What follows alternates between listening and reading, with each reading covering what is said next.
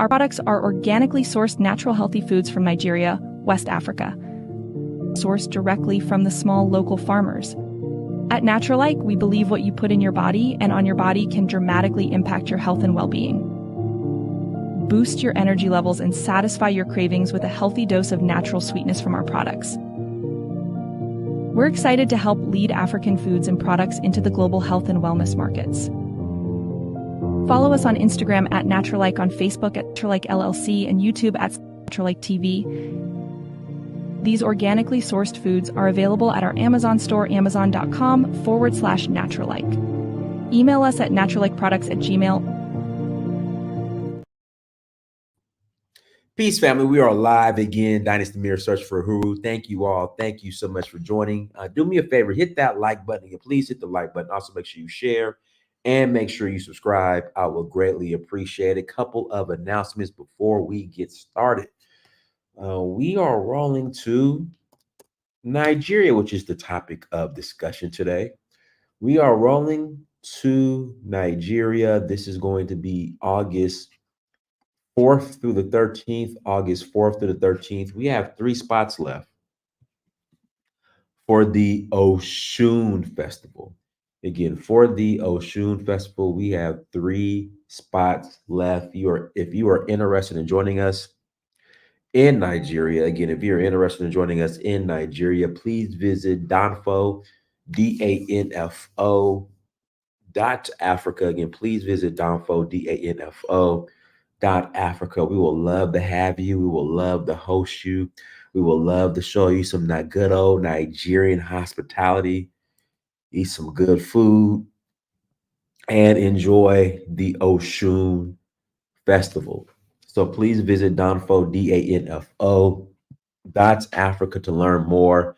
And guys, go to the site. Please go to the site. The site is there.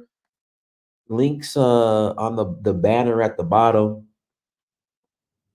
Go and view the site. Go through it. Take a look at the site. Look at all the destinations we're going to, how we're expanding. The shop is coming soon.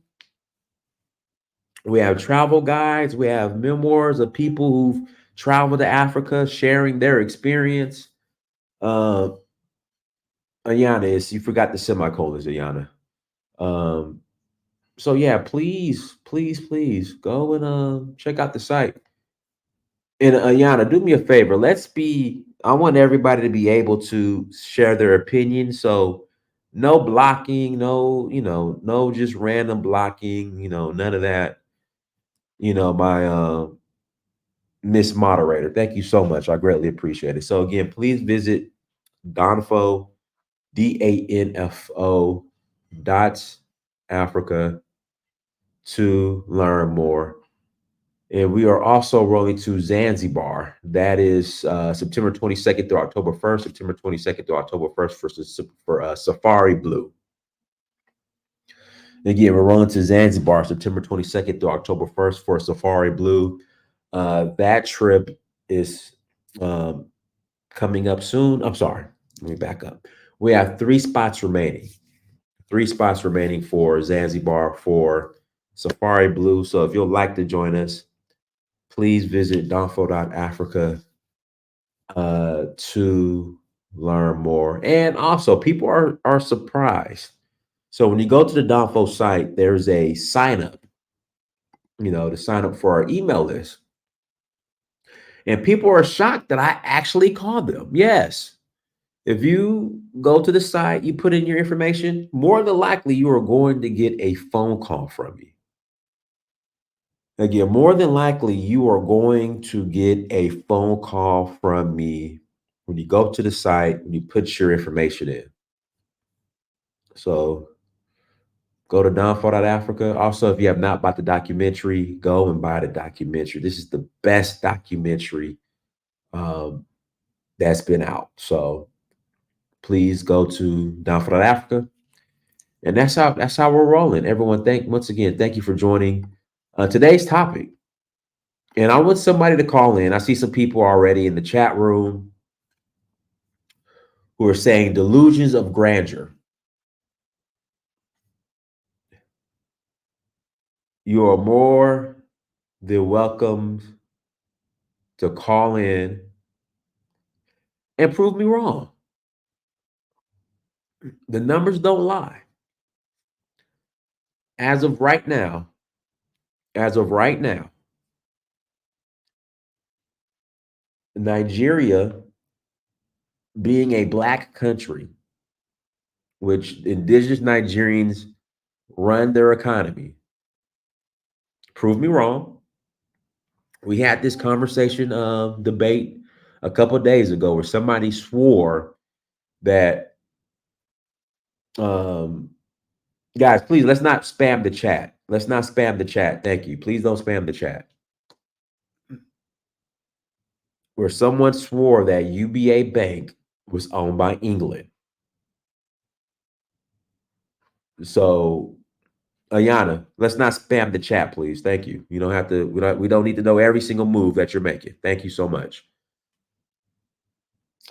Someone swore that UBA Bank was owned by London or the UK. And I said, prove it. Prove it. They couldn't prove it. And I proved who the majority stakeholder is of UBA Bank. There's also people saying that Lagos is owned by London.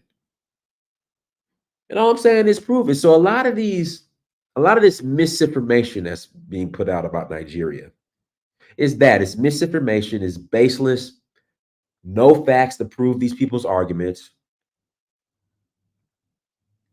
As of right now, yeah, the Naira isn't doing too well. The Naira isn't doing too well. But for those who get paid in pounds, who get paid in USD, that means it's a great opportunity for you to take advantage.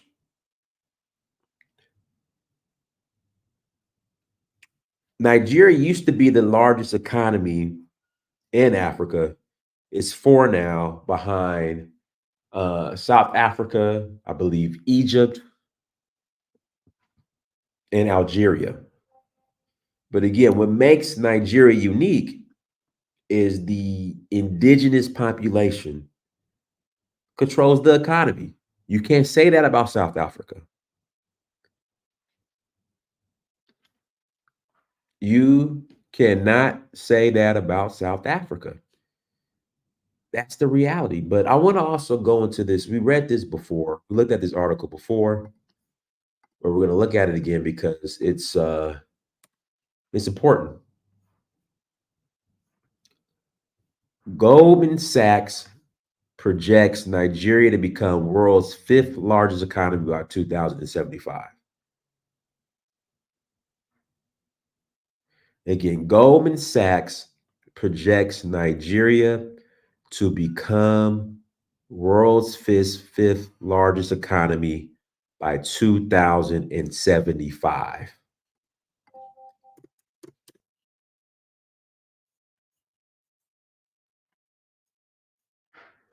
Guys, let me check one thing real quick.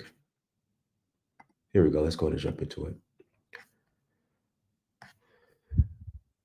In the report Monday, multinational investment bank and financial services company forecast that China will be the world's biggest economy with 57 trillion.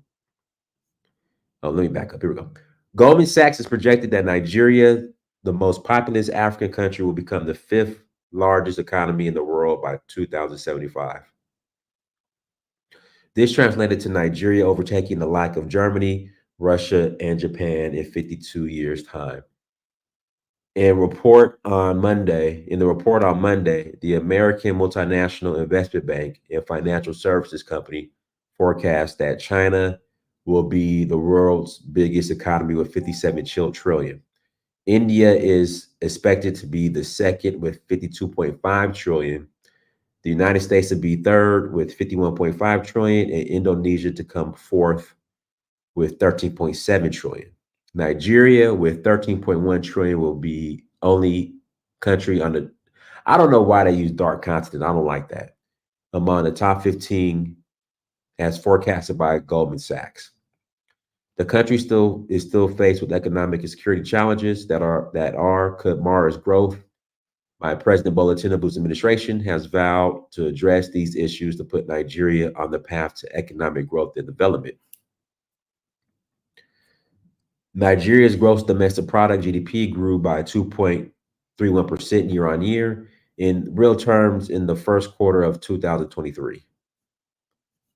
So there we go. The number to call. I'm gonna put the link in the chat room. Let me go ahead and put the link in the chat room. You guys can call in. I'll put it in a little bit early. But I want to also get into some of the infrastructure projects, the major infrastructure projects that's going on, that's taking place in Nigeria currently. You have the coastal highway, you have the new children's hospital that's being built. We already had the third mainland bridge. Now the fourth is coming. Let's talk about Air Peace and what they're doing. We have the refinery. Here we go. Biodun. Biodun.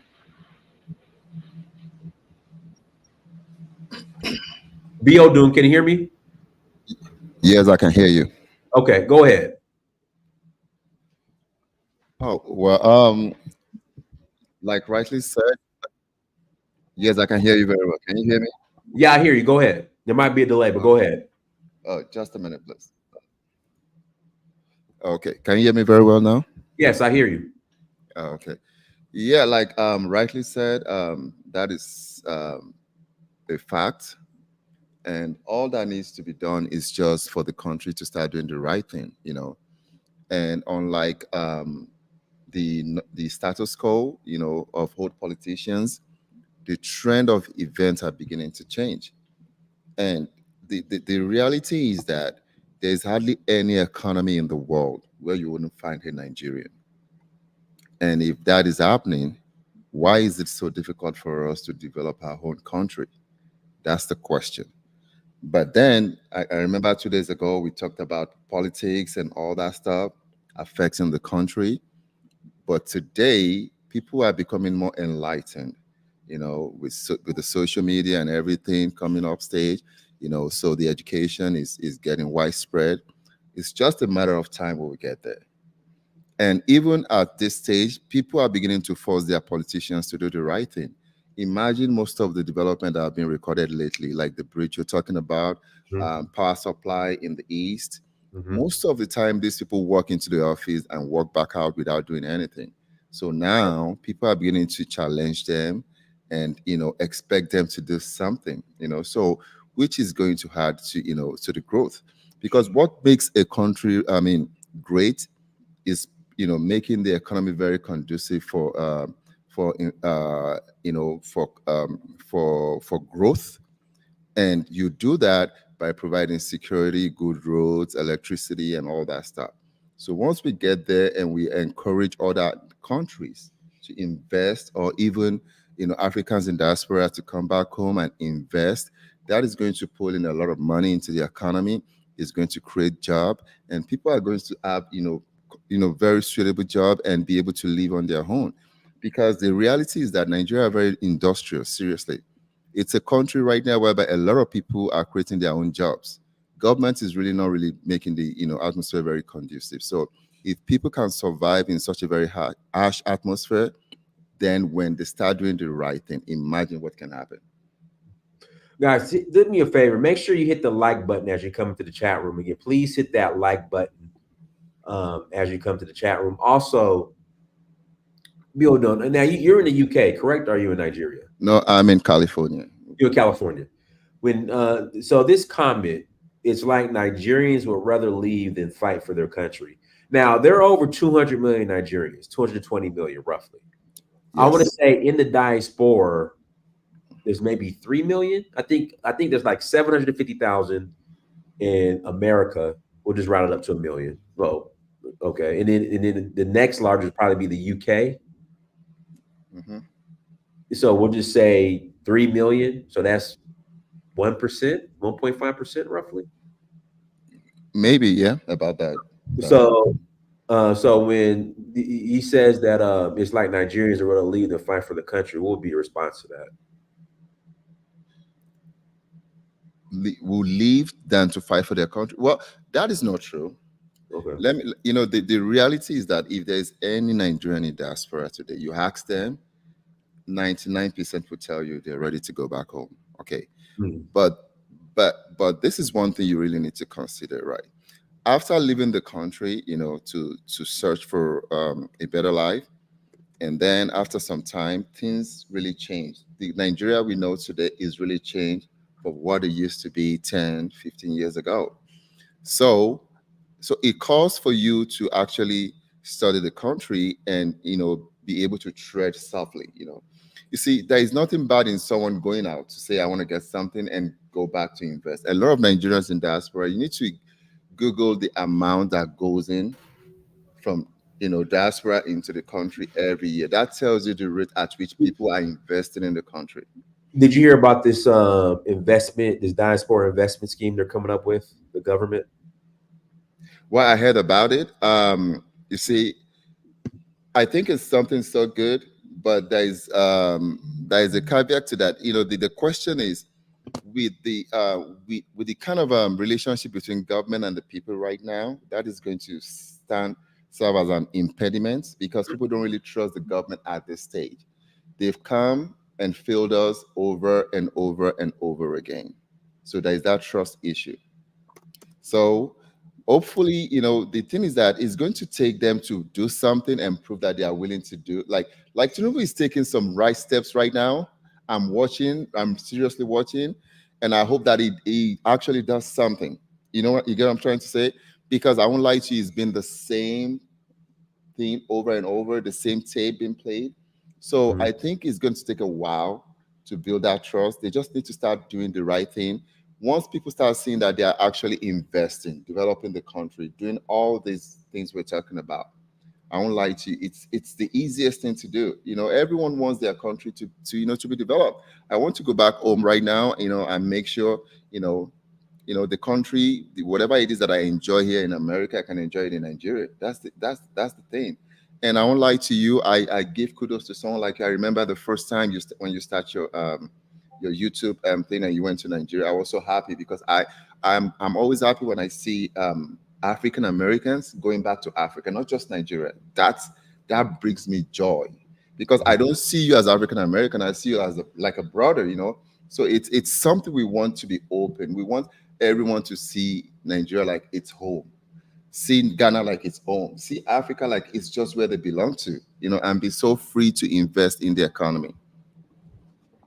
Yeah, guys, links in the chat room. Link is in the chat room. If you guys want to call in, please click on the link and call it. How do you honestly feel about the Tinubu administration? Well, I know Tinubu very well when he was a governor. I'm not really a fan of Tinubu Mhm. at all, and Godfather. and also I believe as for as a I mean the where we find ourselves today, every politicians that have at one time or the other, ruled as a president, governor, or whatever position, or local government chairman, they are all part of the problem we have today, because it shows that they've been repeating over and over again, doing the same thing, just taking everything to themselves, not developing the economy. So Tinubu to me is a part of the problem. So now, if he's now doing the right thing, then I'll be very happy about that. That's why I said it's like all hands on deck right now, trying to see what he's doing. I seem to kind of like what is doing a little bit. I'm just hoping that it would actually come out good and just be, frowned about, indiscipline, corruption, and tend to want to develop the country, create jobs, and all that stuff. So it's still kind of like, like I think in the next 2 years we should be able to say something about him. But right now, if you ask me to give him between 0 and 10, it's still a 0. Oh wow. Okay. And I'm gonna pass the Festus. Somebody in the chat room says anyone not a fan of Tinubu is red flag. That man is the reason why Legos is the sixth economy today. Okay, so is the reason why Lagos is where it is today, right? But at the same time, there is when you look at most of the things in Lagos today, like I listened to a documentary, most of the Victorian houses left by colonial masters, they are all in Tinubu's name. The state claimed they sold it to him. Now, let's even come to this aspect, to this point. Most Nigerian politicians today, when you look at them, you look at their portfolio in terms of finances and all that stuff. Can you frankly say that they made that money legitimately? Okay, so but mine is not that. You see, even in America, people still tend to embezzle a little bit. But if you can make that money, that kind of a money, and the country is not really very, very developed, to me, it's not an achievement. And that is number one. Number two, when Tinubu was the governor of Lagos State, that was when he empowered the transport workers. Okay. And then they had more power because they were pretty much used as political weapons. And today, when you go to Lagos State, because I was born and I grew up in Lagos, okay? When you go to Lagos State today, a lot of the youth wants to become a road transport workers. None of them really talk about education anymore because they think they only want to do something, that's the easiest way to make money. You go that route, you become a political thug, you make money. You see, instead of them, trying to encourage our youth to be more productive, educated, and all that stuff, you see, to me, yes, he's done some stuff. Yeah, I would give him all that credit. But then the damages also weighs in. You can't just look at the positive side of it and just say, yes, oh, this is this, and just forget about the damages that is done. Okay. Their voice, go ahead, unmute yourself. Yeah, good evening, everybody. I'm saying good evening from here. I'm in Germany. And it's nice to be part of this forum. Actually, I've been following you for a long time. Actually, from the beginning, I lost my profile because I was involved in some history stuff, and then I had to renew my profile again. So I've been following you for a long, long time, actually. I'm a mechanical engineer, a Nigerian trained mechanical engineer. Mm-hmm. I do agree with my brother. We all yearn to come back home. We all want to go back home. And I think Nigeria can easily and quickly be repaired in a matter of a few years. Nigeria is the most resourceful nation in Africa, probably in the whole world. The only problem my brother Biodun has already highlighted is the problem of corruption. And it's like every facet of government, from the top to the bottom, there are corrupt people. And until that is dealt with, we will have problems because people like me, for example, to industrialize Nigeria is probably the easiest thing for any mechanical engineer who has all the tools at hand. Mm. And that is a way out. People have been even saying it. The opposition of the government or the present government right now spoke about Nigeria moving from consumption to production, and that is the way out. If we can build schools, or even let me say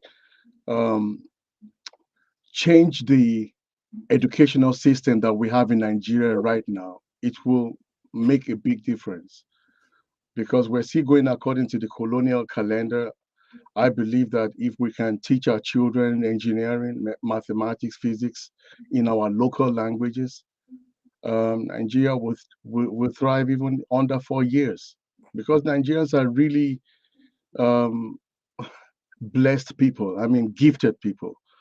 When I see an African American, I see a Nigerian, because most of the slaves that were taken from Nigeria were taken to America. And they were taken from the southeast and southwest. At least I'm surveying enough to know history in that extent. And if you were to go to Lagos, for example, so to the southeast or southwest of Nigeria, you will find a lot of people that look like you. And the reason why our brothers are not doing well in Nigeria is because of the fact that the government is not promoting what should be promoted. Education is the way out. We need to re-educate, sorry, our children from the grassroots. We need to imbibe in them good morals and good values like our ancestors had in the past. Um, it's really a shame. I'm 56, going to 57 years old now. If I look at Nigeria in the 70s, Nigeria signed a pact, economic development pact with Singapore. Look at where Singapore is today and look at where Nigeria is. And like Biodun said, the same group of people who messed up the country are still the same people in power today. And that is the greatest problem of Nigeria. And Nigerians are helpless because we're talking about everything has been militarized. If Nigerians should stand up, you have police and the army and the members of the armed forces who will, shut them down because they have been paid, to do so. So that's probably the biggest problem we have in Nigeria. Most of us want to go back home. I don't know any Nigerian in Germany that does not want to go back home. But it's always our security. Like I said, it's easy work. I'm speaking like Floyd Mayweather now. It's easy work Mhm.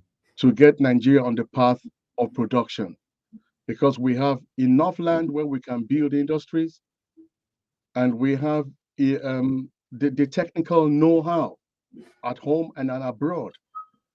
People that we can educate in the field of engineering, in the field of mechanics. And before you know what is happening in 2, 3, 4 years, we have a productive country that is exporting made in Nigerian goods that will improve the economy and also build a nation. We do not need the Chinese. We do not need the Russians. We need ourselves. We need a healthy um, a government, a healthy environment where we can work and show our know-how. All right, go ahead, Festus.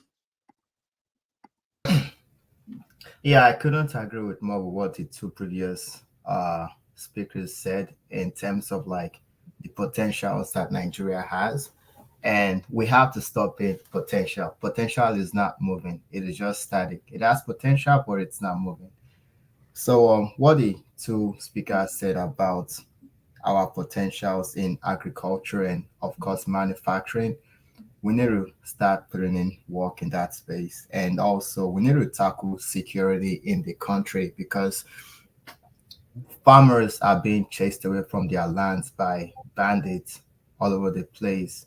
And that in turn makes food prices very expensive because you can't really grow food when there is insecurity in most places. But I think God must have done something to Nigeria in the sense that Yorubas and Igbos were two of the largest tribes that were sold into slavery. We're probably number two and three as far as like volume of people sold in.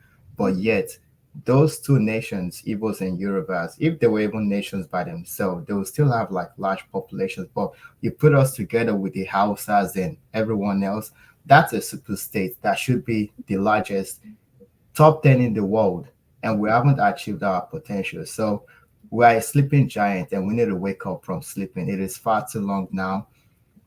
And Biodun and Wale have both hit the nail as far as what the politicians are doing. They are actually the ones who are keeping the country back. And I think someone said, we in the diaspora, why are we not coming back or something? I didn't choose to come here. My parents brought me here when I was young. And ever since I've been educating myself in terms of like black issues in the US, globally, and also the political situation in Nigeria. And I dream of a black utopia where all blacks, looked up to Nigeria for safety, security. When we have situations in Haiti and no one can do anything about that, and that tells you the role that Nigeria is destined to play in the future. So that's all I'm gonna say for now. Let me read these super chats. Shout out to Reggie B. Thank you for the $10 holla. And then Uzman, thank you for the $10 holla. All right, guys, links in the chat room. If you want to call in, click on the link and please hit that like button. If you have not hit the like button, please hit that like button. Can I add to the Go ahead. article you posted about Goldman Sachs? Yeah, go ahead. Yeah, so I looked up online, did Goldman newspaper. So that's a Nigerian. You broke up.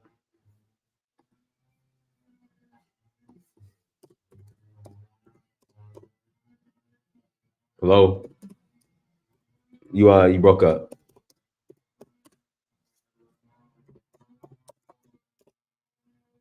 Hello? Okay, I think we lost him.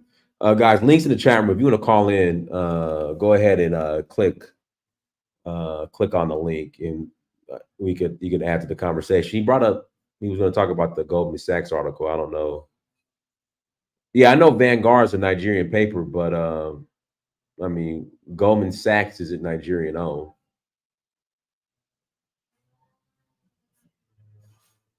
Should I use a different source than the Vanguard?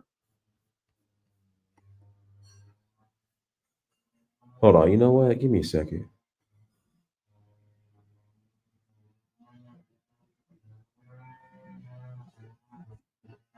Yeah, I mean, well, here we go. In fact, this is coming from Goldman Sachs right here itself. Hold on. Let me go ahead, Festus.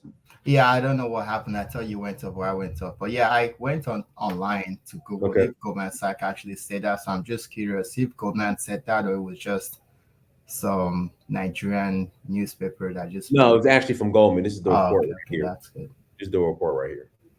By 2075, with the appropriate policies and institutions, Nigeria, Pakistan, and Egypt could be among the world's largest economies. So, yeah, that's coming from Goldman themselves.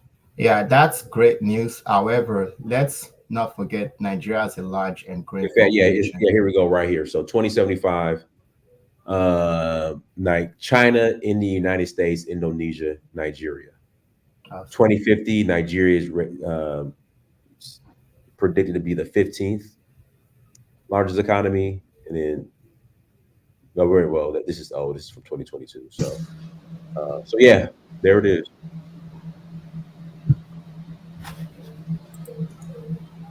You want to ask something, Bill? Yes. Okay. You got. Go ahead. Yeah. Can you? Okay. So I was just trying to paint a picture of what corruption, how corruption is eating us up in Nigeria. Growing up in Nigeria, it's I could remember when people from the UK used to come to Lagos to get a job. And growing up, my parents would take me to Leventy store to get footwears, and it's all white people, trying it on me and all that stuff. That was when Nigeria was Nigerian. How long was this? Around what year? Like how long? In the 70s, it was still like that. In the early 80s, I think it was also like that in the early 80s. Everything started messing up around the 90s, early 90s. Even in the 90s, I could remember when Babangida was there, it was $1 to 21 naira. Oh, wow. $1 to 21 in the 90s. Okay. And everything started going in that kind of trajectory, So, and then you see the politicians start coming in, and then for a very long time, we had the military rule. And I think the military rule really did us a lot of harm than good, because when they were there, a lot of them just kind of like enriched themselves. So as at the time they handed over to, the politicians, they find out, oh yeah, it's easy to make money, because it used to be that in those days, the politicians to a certain extent, they were kind of like afraid of their, of the people. So by the time they came back, all they did was just to use military and force and the police against the people, and then inside the people against each other, like promoting hooliganism and all that stuff in the country, and everything started going that trajectory, and then you see a Nigerian whereby it's like there is no job. You produce graduates, maybe out of the 100%, just 2 or 3% gets a job in a year, because most of the countries were leaving. I could remember working for Dunlop, as a student when I was in the university. My first degree is geology, right? I did a holiday job with Dunlop, and then sometimes some years ago, I asked one of my contacts that works with Dunlop and said, oh, they left Nigeria, because of this and that. So most of those countries, if those big multinationals are leaving the country, how do you think an individual can make a change? And coming here, you know, I dabbled into all other professions, and now I also trade. I trade stocks, and I manage my, my personal account. So that helps me to even understand how the economy works. We're talking about the naira, the value of the naira. Definitely, yes. Most of the time they had loans and they were forced to kind of like devalue the currency. But at the same time, you want to build the currency, you have to build roads, and you have to create jobs. And there are several opportunities to create jobs if the government is doing the right thing. Nigeria is still a developing nation. We need roads. We need all kinds of amenities that needs to be done. So the government can always, make the economy very conducive, the same way China, used to.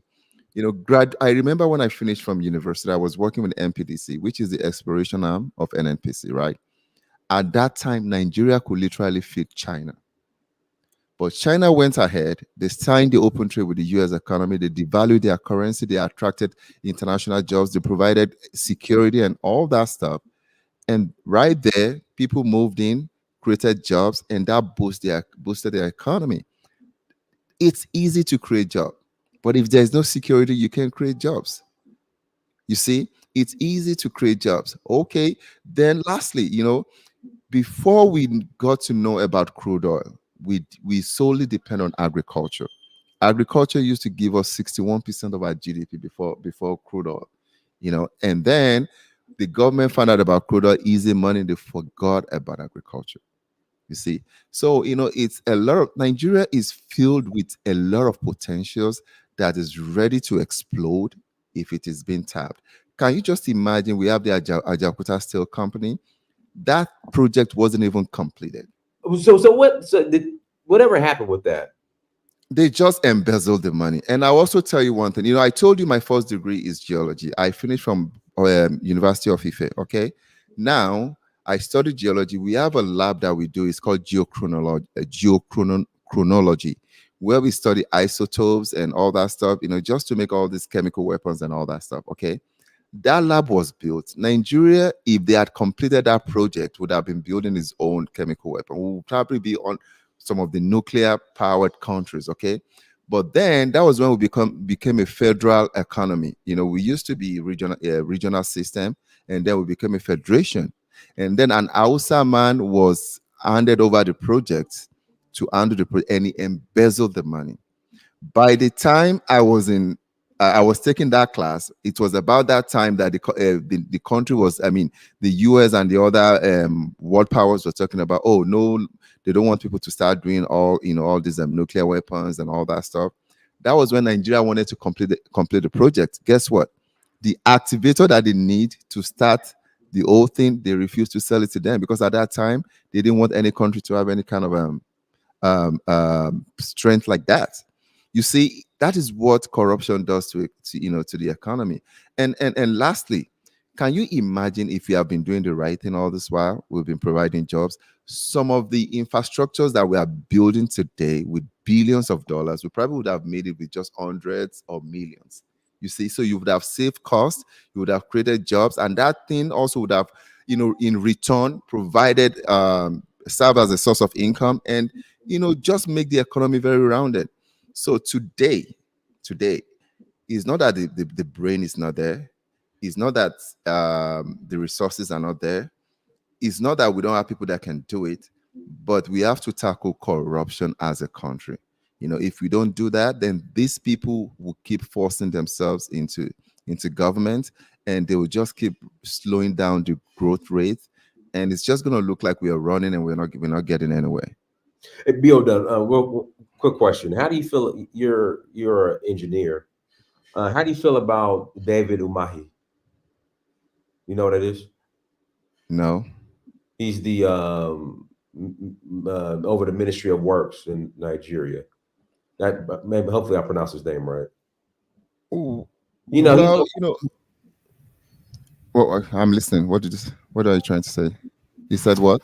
He's over the Ministry of Works, so all the infrastructure projects, he's overseeing it. He's the one that threatened to beat up the Asian contractors.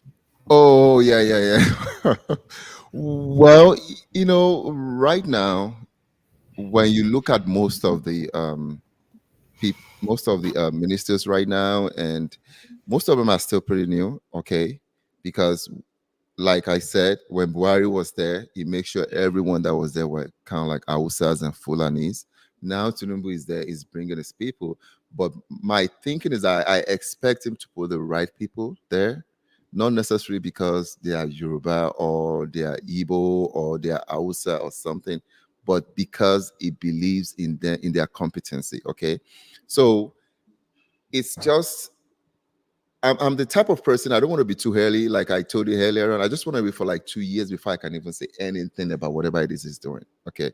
So let's just hope that he's putting the right people because they have to go through a lot of orders to achieve anything. That's just what Nigeria is. Can you just imagine a country whereby the electricity is being dwarfed because some people are importing generators and all that stuff? So for you to achieve anything in Nigeria, it's like you're going to war.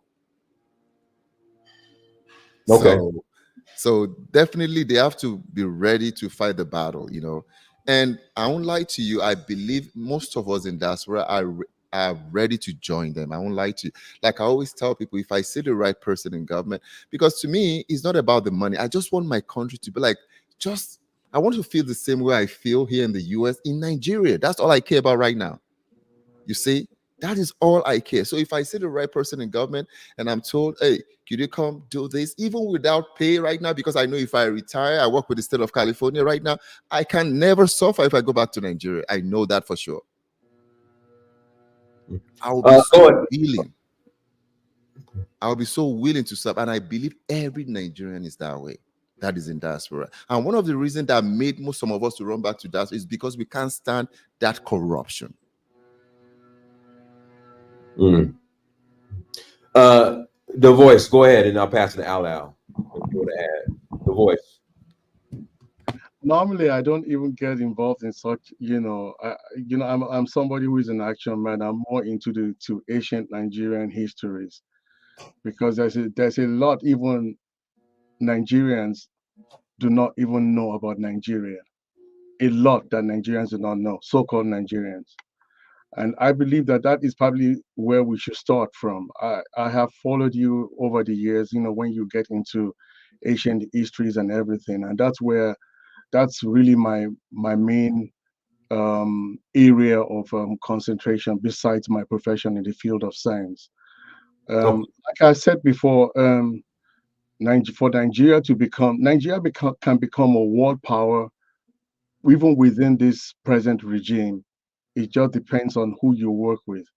And if you have to bribe your way to get certain things done for the people that you're working for, it discourages you. It discourages you in every way. I think my dear brother Biodun has said it many, many, many ways. Unknown to Nigerians, and I'm very, very sure that at least let me even look at it. How many Nigerians should be online now? Maybe over 90 people are watching us. The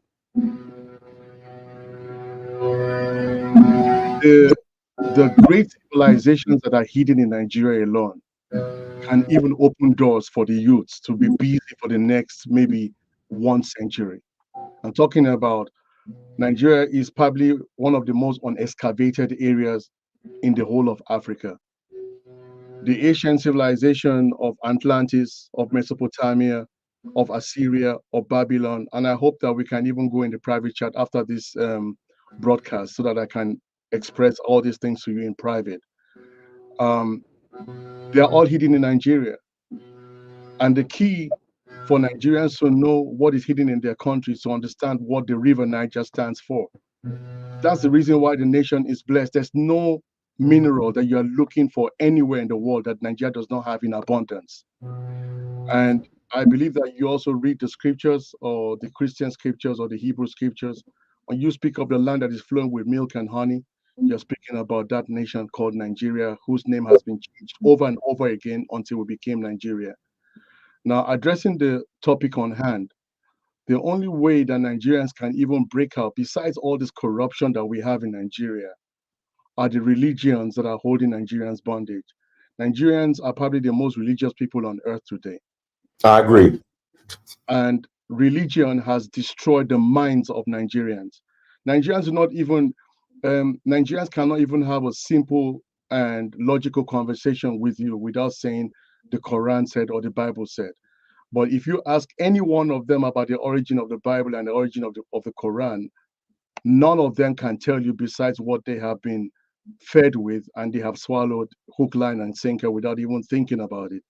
So Nigeria has too many problems that I always think of. The first area of concentration is for Nigerians, so-called Nigerians, to even know who their ancestors were. Now, let me quickly drop this before I give the floor to another person. When you talk about the history that has now been duplicated in the so-called Middle East, there are ancient Nigerian histories. There are ancient Nigerian histories that have been duplicated. If you're talking about the people who built ancient Egypt, all you have to do is go and look at the works of Sanchoniato, of Eusebius, of Manetho, of Philo, and you'll be able to reconstruct these whole stories and go back to the land of origin. Life began in Nigeria. It is in our oral histories in the southeast and in the southwest, even in the Middle Belt. If you're talking about who are the ancient pharaohs of Egypt, they are the descendants, they are the ancestors of the so-called people that are called Nigerians. Nigeria was called out by design, where in Berlin in 1884.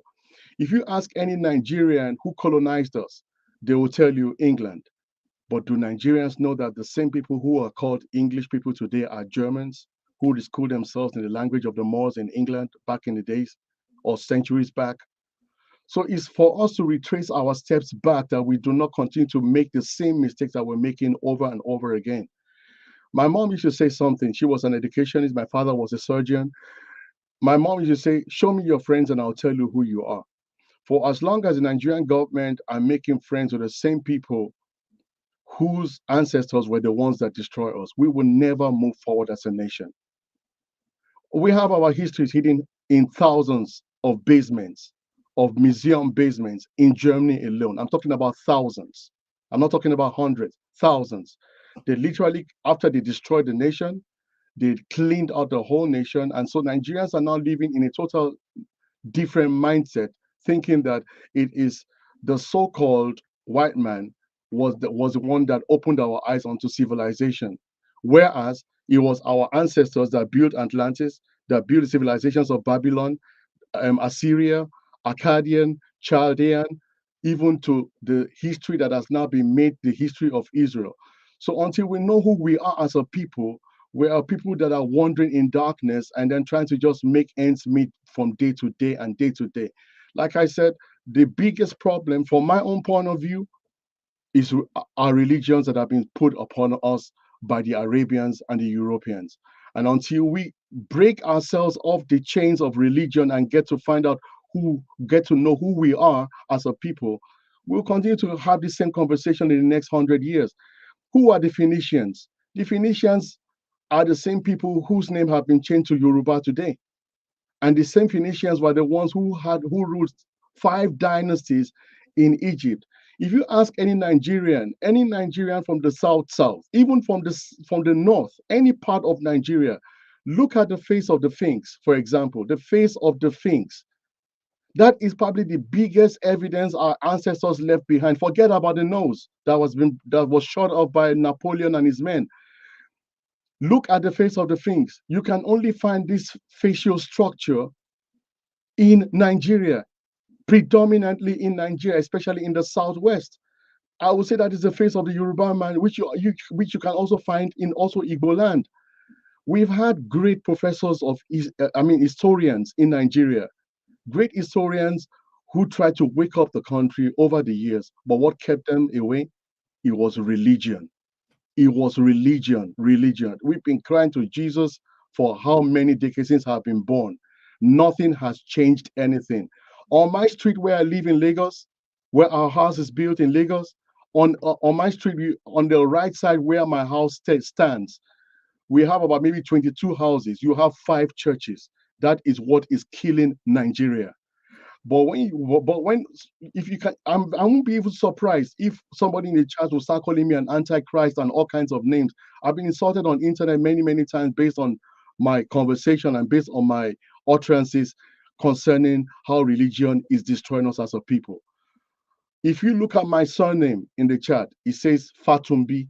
If I pronounce it properly, it says Ifatumibi. It was when I started studying the Ifa belief system, I started finding out that, wait a minute, these are the people that were called magicians by the Europeans in ancient Egypt. But all our people need to do is to retrace our steps back to our past, to who our ancestors were. Before, it was not the European that came to give us knowledge about the Almighty, because they said that, oh, we were fetish, we were this and all that. My name is Oluwole. Oluwole, that means the name of the Creator is in my name, and it has been existing long before even the first European was born on earth. The same way, if you go into the east, you have Ifea in Chuku, you have in Benin, Osage, you Hey, have Boys, I want to pass the mic here shortly, but go ahead. I just didn't want okay, to. you have in Delta region. So that knowledge has existed between us or amongst us, sorry, since many centuries. And so I think that one of the biggest problems that Nigeria even has, besides corruption, is religion. You can pass it on, bro. Go ahead, Al. Then I'll pass the BO. Appreciate you, bro. Thank you. Or I'll pass the Yeah, Al. Go ahead. yeah, okay. Thank you, sir. Thank you for letting me back on. Great conversation, even though it's been a little bit diverted. But to my last brother that was speaking, one thing I will agree with him that the River Niger is a very historical river, and it runs from And that. let's do this. Let's get back to the Yeah, economic out. Yeah, let's get yeah, back. economy. Yeah, basically, what I was saying is to not to the last brother, but the brother before. you know, um, for how powerful and how big the Nigerian economy is, and also Nigeria currently have the chair of the ECOWAS. Why can't Nigeria start with the little work, like start working with the British West African countries? Have like intra connection trade deals with them, and started trading with these countries like Sierra Leone, Liberia, Gambia, Ghana, etc. Because there's so many goods you can actually export from Nigeria to these countries, that can actually boost your exports and increase value, instead of having to look out, to the Western countries. Because when I was young, we used to consume loads of Nigerian products, and we don't have those things anymore. And I think uh, that's a big loss, and for example, a lot of the car parts, like the Peugeot vehicles that we use in West Africa, and like motorbike, parts for those kind of stuff, they used to come from Nigeria. They was made in Nigeria, and these are not really difficult things to actually make, because you have a lot of Nigerians in the diaspora that actually involved in precision engineering. It's very easy to actually have these machines. They're very cheap today. And also precision engineering, you don't have basically, you don't have to go to the extent of going to university anymore to do it. Some of this, because if you want to use a lathe machine to make a bit of kit, for example, for a motorbike or for a car, years ago you have to go to university and learn all this stuff. But nowadays you got 3D printers, that will actually make this kind of stuff, and export it to local African economies. And I think that would be a great start, and it's a shame. And as you have, the Dangote refinery kicking off now, and I heard diesel prices actually, gone down. Yeah, this would be a great start, because you don't need also the grid to actually have a precision engineering company. You can actually have a generator that actually powered by diesel to power these machines to make bits. So it's a big miss. And agriculture also is a big sector that Nigeria can actually tap on. Like a lot of these countries in West Africa, food is very expensive. they could actually export rice to, Gambia is a very dry country. They don't have, basically they don't have, because I'm trying to talk about solutions here, because we always talk about focus on problems. Gambia is a dry country. Senegal is dry. These countries can actually do with, connection with Nigeria, where Nigeria can actually export cassava and rice and plantain and this kind of product to those countries. And also, while Nigeria don't have a lot of steel companies going, they have a massive infrastructure going at the moment. Why can't Nigeria connect with Guinea? Guinea actually happens to be one of the biggest exporters of aluminium bauxite in the world. They got a refinery there. They can actually refine this stuff. So why can't Nigeria work with this country? They got more to benefit. In fact, the River Niger that this guy talked about actually derived from the footage along Kingdom of Guinea that ran all the way to Nigeria. So there's a lot, Nigeria can benefit, by actually, um, you know, basically start looking at their foreign policies, in West Africa. Forget about the foreign policies in the rest of the world. Think about, your region first, and because Nigeria also have the chair of the ECOWAS. At the moment, they're not friendly with the Francophone countries, but they're not enemies with the Anglophone countries. So this is a good opportunity for Nigeria to actually start working with those Anglophone countries, like Sierra Leone, Ghana, Nigeria, Sierra Leone, Ghana, Liberia, and Gambia. Basically, you can actually start exporting stuff and build new relationships. And also moving forward in the future, the Nigerian population is actually booming. It's going to be exploding. So they will need more land. They will need more connections with these countries because a lot of their population will have to move from one place to another. So, to my Nigerian brother, what do you think about this?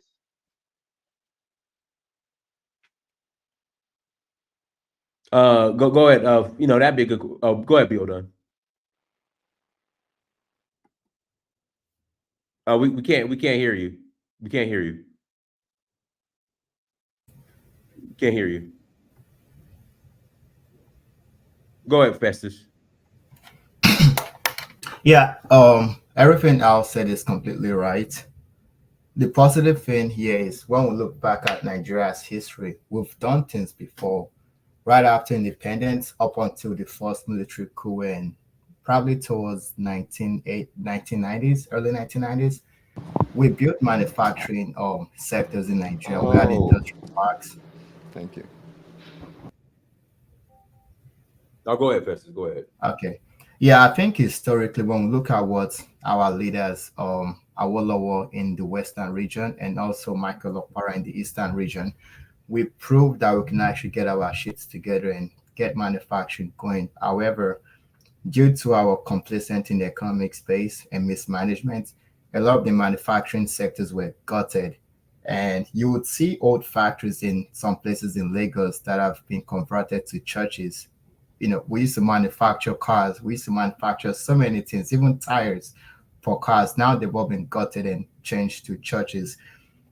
But I'm still very optimistic in Nigeria's future or the people, even if Nigeria survives or not. I'm still very optimistic as we know what we need to do. We need to create good economic policies that fosters homegrown manufacturing.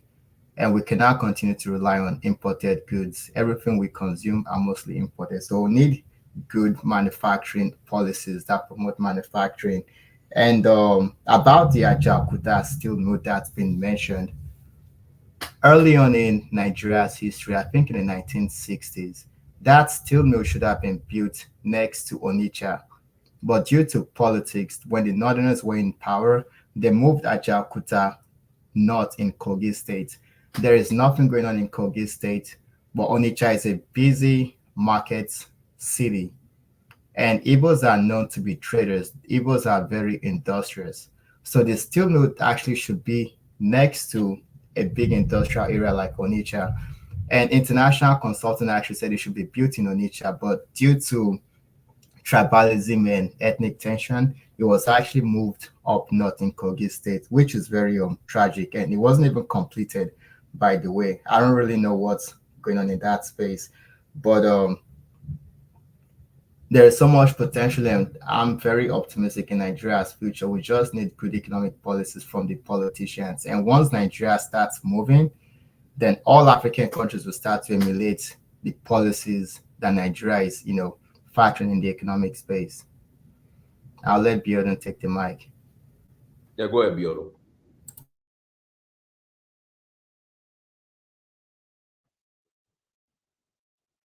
Biodo, we still can't hear you. We still can't hear you.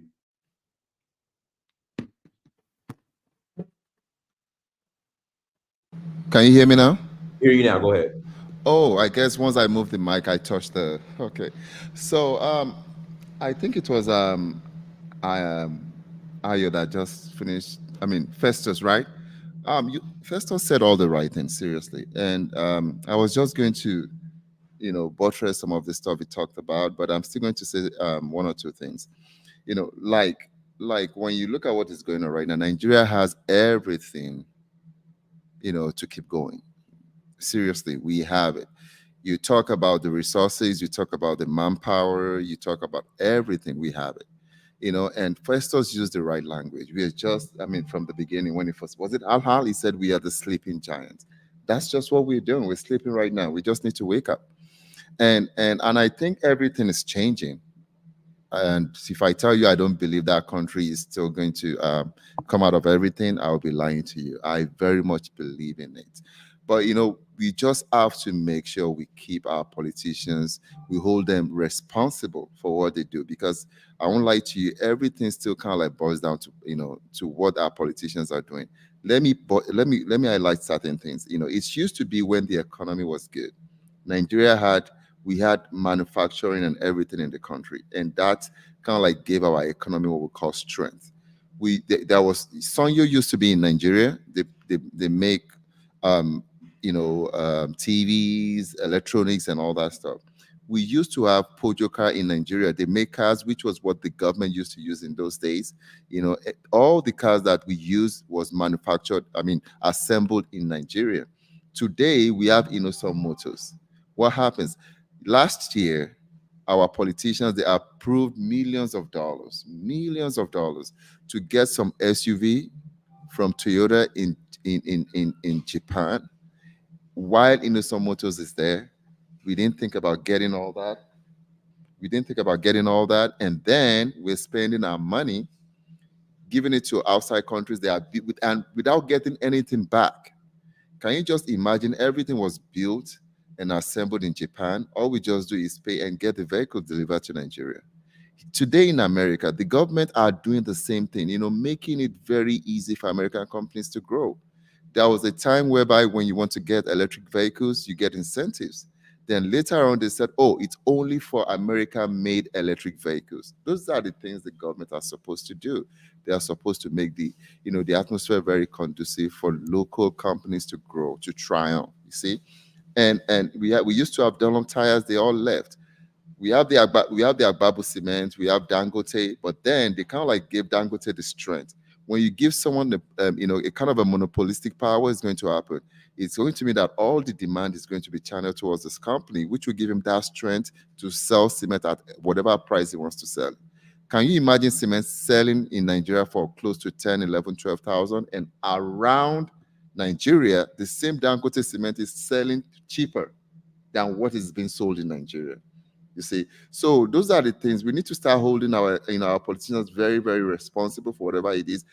I think once we learn that we can use our franchise to decide who is going to decide what is going to happen at the seat of power, that is when Nigeria is going to start changing. Okay, because today, if you vote for Tinubu and he doesn't do anything, vote him out the next time. That is when Tinubu is going to, then the politicians will learn themselves that, oh, these people, they are serious right now, and they'll start doing the right thing. Once we kick the country in the right direction, the ball is just going to keep rolling. That's just it. If the change starts today, there is no going back. That's just it. So, I'm very, very positive. I'm very, very optimistic, that everything is going to run in the very right direction, but we need to start holding our politicians responsible for their actions. We can't just keep quiet and say, oh, it doesn't really disturb me. I can feed my family, I can afford to provide for myself. We are, all hands have to be on deck, and we have to be ready to work. All Nigerians needs to be involved in this work. So you can, I totally sorry. I apologize for cutting you off. I totally understand your your emotions about religion in Nigeria. Especially with some of the. So obviously, you guys mentioned religion and Nigeria. We all know that religion actually have heavily impacted Nigeria from the north to the south. But let not forget, the British, in UK, these people were never Christians. You know, the obviously Christianity was brought to them later on, and they adapted Christianity, for their own use, and they put that to good use, right? As long as it's not extreme version of religion, we have a freedom of religion in the country, but that's very important. You know, I cannot see why a country cannot be developed based on that. So we shouldn't blame religion for all our problems, because that's kind of lazy way of seeing things, right? I am not blaming the religion. I never even mentioned the word religion, although I Okay. believe religion played a role. But I didn't even, Mm. because the thing with religion is that religion is the one indulging our politicians. Guess what? They know most of our religious figures, they have followers. And then these Yes. same politicians, they go to all the religious leaders who, Yes. for one reason or the other, just are only thinking about money, not about the God they're actually serving. Because I don't Yeah. see a reason why a religious leader would need a personal jet. Are you going to be preaching for the ghosts or the demons in the jet when you're up there, while you're supposed to Yeah. be among people trying to change their lives? Right. So to Right. me, yeah, religion plays a role, because once they embezzle money, they go to church, the pastor prays for them. And what is that Yeah. doing? That is kind of like reinforcing the fact that it's good to embezzle and get rich in any way and just spend it Mm. and oppress the people. And That is what religion has done to us. Okay. But the reality is yes, that's why I said it's not about religion, I it's agree with about that. we taking everybody responsible. If you are Right. in government today, you're not doing the right thing. Let me give you an example. I went home sometimes ago, and where I was staying, one of my DVD player wasn't working, so I went to Cash and Carry to get another one. That's where I always get my electronics. So as Right. we were coming out, because I like to work when I go, I live, I like to work. I don't really like to. So as I was coming out with my friend, there was some cops stopping people and asking for their licenses. I don't know. I wasn't really so close to them. And my friend that was with me said, you know what, those guys are going to want us to give them something, most especially seeing all this. Then I Okay. told him, I said, and he said, oh, do you have something? I said, friend, are you going somewhere? He said, why? I said, because if you're going somewhere, you can just keep going and leave me, because I'm ready to spend all day with them. I'm just here on vacation. I'm not in a hurry. So you know what he told me? He said, okay, let's take this direction. You see, it's something we all have to play.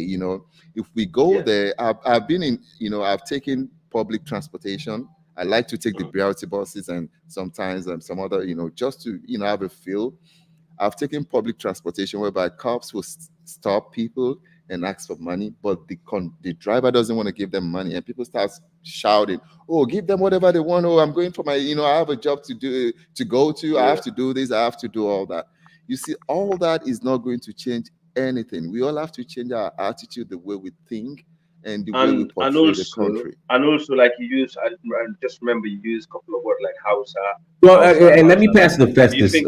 real Yeah. quick. Sorry. Go ahead, Festus. No problem.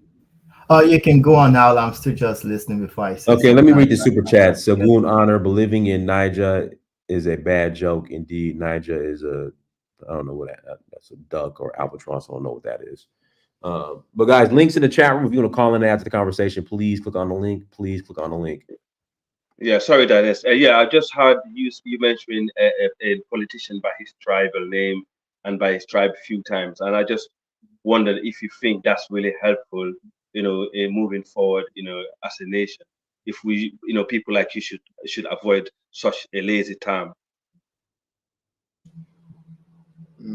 I never really talked about tribe. I don't. I never. No, you did talked earlier. About, You did earlier. You did address politician by his no, tribe, if maybe I was just trying to maybe I was just trying to make a point. And let me just say something right now. If you were here 2 days ago, and I think American attest to that, I was the one that said something like, not until Nigeria will start seeing ourselves as Nigerians, not as Igbo, Yoruba, or Hausa, that is when we're going to start making some progress. I made that statement. Okay. It's only because I heard you address it, and I think we should stay. We're all guilty of that, but it's something that we need to stop in a way. No. 100%. You see, if I said that, maybe I was just trying to make a point. If I made mention of a particular politician, I didn't really mention it because it's Yoruba or Hausa, And I also can say Northerner. And I also said something like, one of the reasons why everything that is happening today is happening is because we are so divided. And we are divided in the sense that this politician is doing something bad, but because his people are saying, oh, this is my person, then whatever he's doing is good. Because we are not seeing ourselves as Nigerians. It's so funny. We talk about discrimination here, we talk about racism, but we do it's worse back home. Right. And it's killing us, it's chewing us up. You see, so not until that is one main thing we really need to overcome. And somebody said something that very day that we have to learn to forgive each other. We can't just dwell on history and all that stuff and think if we keep dwell, we have to know history, because that would guide us and help us not to go the same route. But then we have to learn to forgive one another and move on. That is the only way we can move the country around. Yes, and also we need to start let me pass to Jagun. Go ahead, Jagun. No problem, Dynast. Jagun. Okay. Go ahead, Mike. Unmute yourself, Mike. Mike, unmute yourself. Can you guys hear me? Yeah, we hear you now. Go ahead. Yes. Hello? Go ahead, Mike. Yes, Mike, we can hear you, Mike. Okay. Hey, Dennis. Okay, cool. Okay. I was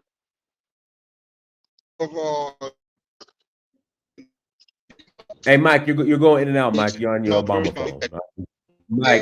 Mike, you're going in and out. You're going in and out. Shit. Yeah, you're on your Obama phone. Better now? Yeah, a little bit better. Let me turn it. Go ahead. Can you hear me better now? Can you guys hear me? Yeah. Okay, perfect. Okay, I'll start with this, man. It's a word of John F. Kennedy. He said, "Don't ask what your country can do for you. Ask what you can do for your country." Okay, like I've lived I've been around, kind of traveled a lot, and I've interacted with different races of people. And one of the best things, I would encourage everybody, please spend time to interact with people of other races and other society, and don't just spend your entire life just interacting with your people, or maybe your people of your race or your people of your country. So maybe if you do that, you'll get to learn a lot of things. From my time interacting with Asians, whites, even Indians, I noticed something different in the way they think than the way the blacks think. These people, what I noticed about them is when I engage them about problem of their society or anything, when they begin to address it, they begin to think about solutions, just talk about what they can do or how things can be done. I've never seen them mention anything about government or politician, because they just don't believe that it's the politician that builds society. And that's a fact. America that we live in, Dynast, if you look at anything that's done that makes America great, whether it's innovation or invention, can anybody here tell me any of it that was done by any politician or created by any politician or made happen by any politician? If you look at employment in the United States, how many of us here can say we ever went to the government to ask for a job? We all end up getting a job from a private company, private individuals, private entities. These race of people believe that it's their job to build their own society. They don't think about government. But I just noticed one thing when I interact with Africans, Caribbeans, and even Black Americans. When they want to talk about their problem, they begin to talk about this politician that came in that didn't solve their problem, or this And they just think we focus too much on government. And now, to be fair now, what I do notice is we have a lot of our people that actually doing things. And they are this is what I see. In Unfortunately, we are the only race of people that have talkers and doers, two separate people. Because when I look at other race, like if I look at white people, for example, Asians, usually they are doers are also they are talkers. If you see the white people discussing their society, doing all the talking, it's usually guys that are doing things. They've done something, so they put their word, their word, their action where their word is. They come out to talk, and when they're talking, they're telling you what they've done, and they give it. They're experts talking about how things should be better and how they did it. But with our race of people, our doers are usually the people that don't talk. They're doing it. Like in Nigeria, there's so many doers, and those people I don't hear them talk. They don't even engage in conversation that we do with all these political division. They just get together. Usually, people from different cultures. They come together. They get things done. And this group of people are the ones that made Nigeria one of the best countries in Africa in terms of. I mean, we got a long way to go. I mean, but as bad as we can talk about Nigeria, we're still better than a lot of countries. There are countries in Africa that are richer than Nigeria in terms of minerals. For example, DRC. But you can't. DRC is way richer than Nigeria in terms of mineral resources and everything. But DRC is nowhere near Nigeria in terms of progress. But we do have a lot of great Nigerians that are doers. But unfortunately, they don't talk. But now we have this other group of Nigerians. They don't do shit. They just do. They just talkers. Talkers. And when they talk, at least say something good sometimes, and all they do is just talk negative. And when you ask them, okay, why was everything? Oh, the government. Oh, the government. Oh, these politicians. Oh, this tribe, that tribe. Oh, the British brought us together. All kinds of like, yo, is that what we're talking? What are you doing? And I would say this: the My good worst study, good study, Nigerians, good study. the worst Nigerians, the worst are the Nigerians in the diaspora. Unfortunately I'm one of them. Most of them have been in America and UK, London for 40, 30 years. They've never been to Nigeria, but they do want to come online to tell you exactly what's going on there. And all they will tell you is negative, and they will scare the hell out of you. Like literally, they will make you shake. The insecurity. Oh, they're killing farmers. They're chasing everybody. I just went to Nigeria. People are going to their farm. I talk to people. People are doing things. But Nigerians, the worst are those ones in the diaspora. It's like they've created a culture of we left that place, and some people we left behind are doing better. We just didn't make it anywhere. But it's a shame if we go back because they're gonna laugh at us for being broke coming back home. So they're miserable. So all they do is just get online and just vent their frustration about their own life on the country and just talk negative. It's become a habit. If you notice, I listened to your show a few days ago. The guy that actually live in Nigeria, UFC, one Nigerian, that guy, he's talking positive, and the ones that don't live in Nigeria, they won't argue with him, telling him how bad it is over there. Like it's so terrible. You would think Nigeria is like the worst thing in Africa. I mean, what is going on in Nigeria is not going on in other. What bad thing is going on in Nigeria is not going on in other African country. But you see all these other African guys coming to just destroy everything. I mean, come on. This mentality, I don't get it. Like, I just don't get it. If you That's don't the have reason nothing, why. All right, Yeah, let me that's pass. the reason why I hold came on, up. I got to Can I pass. chip in? No, let me pass it to Jagoon first, and Larry. Then we'll go ahead, Jagoon. Thank you. Yeah, good evening, everybody. What the whole idea about Nigeria is such a headache in terms of the way forward.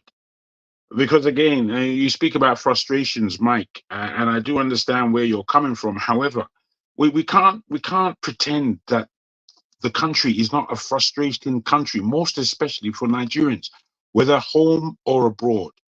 It's frustrating because we're speaking about Nigeria being the epicenter of the Black world in terms of the emancipation and the growth and the coming forward of the Black people.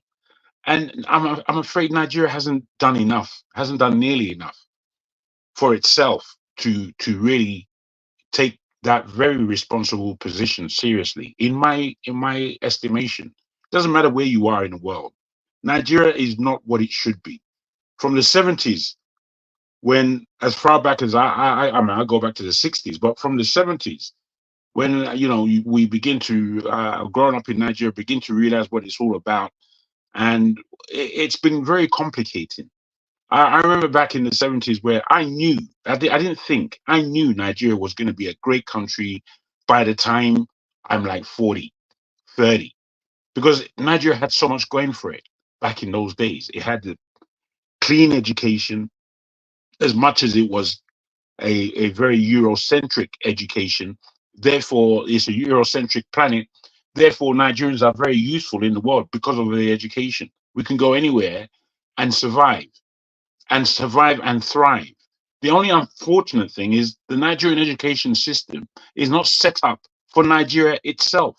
The environment of Nigeria and the level of education that we have there, it doesn't fit, which is why we have so many unemployed people. The kind of education that we should be having for Nigeria to really tear out of its bad system is for the education that it can be easily manipulated by the people. We don't have an education that really fosters artisanship, yet we are a country of artisans.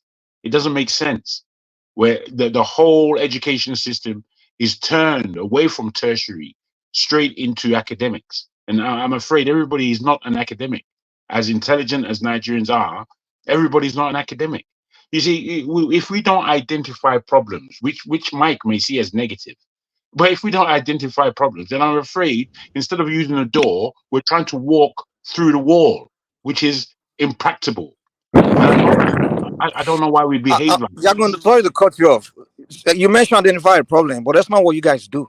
You guys don't identify problems. No, You just lament and complain. my brother, Like, for example, you spoke a lot. Mikey, I know you. Okay, I know you go from ahead. One Man Show back in the day. I know you very Okay, that's well. fine. Forget where you know me from. Let's focus on what we discussed. Yeah, allow me to speak. The reason why I speak about you is because we have to be balanced. We can't say that we're overly positive, and obviously we can't say that we're overly negative. But we have to tell the truth as the way the land lies.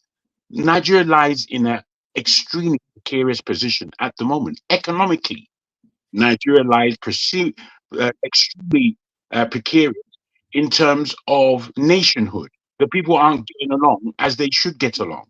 Nigeria stands as a nation that realistically, let's say, it should be the top 5 nations in the world economically. But it's so far from that position. And God knows how to get it. We know that we have the propensity to get there. We know that we have the notion as individuals to get to a much cleaner state as a nation. But we also know that we are nowhere actually near that position. We're not.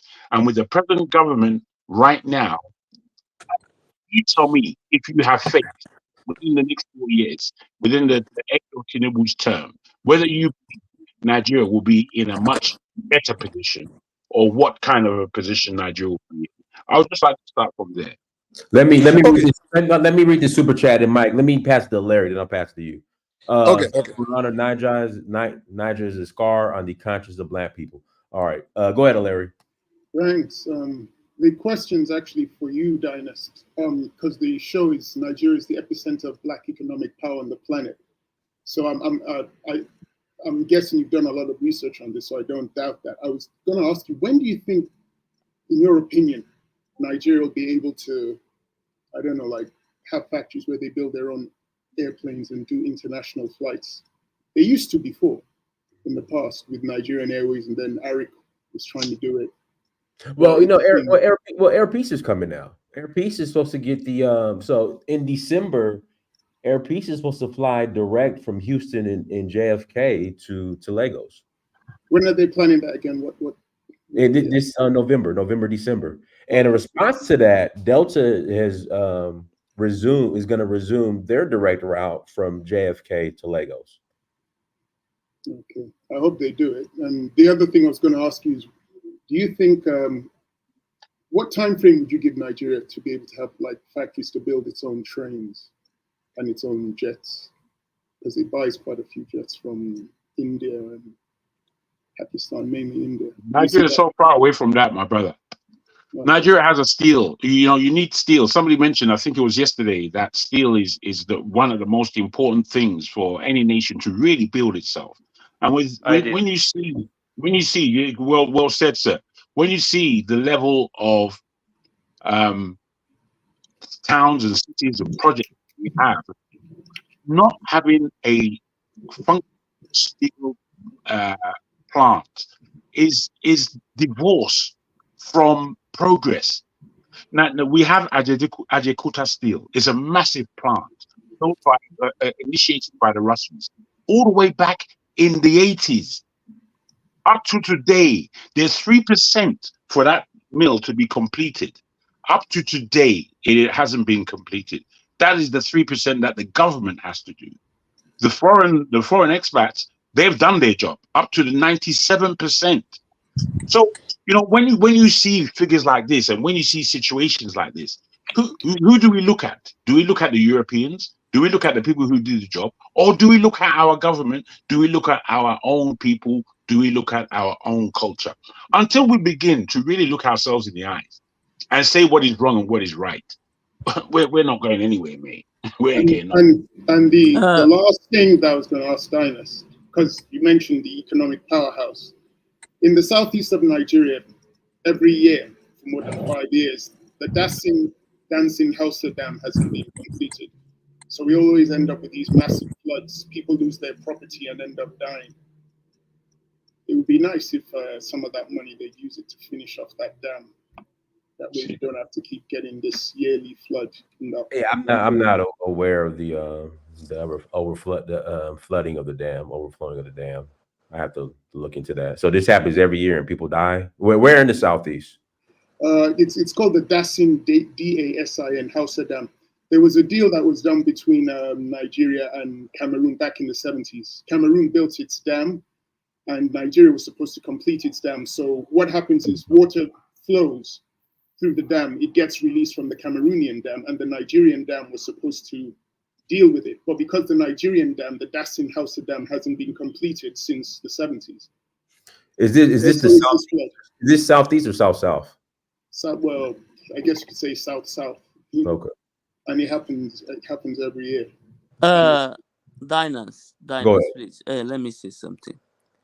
Why do Nigerians, many of them left Nigeria and went to a capitalism society, but when they sit in their comfortable apartment or homes over there, they want socialism in their own country back home?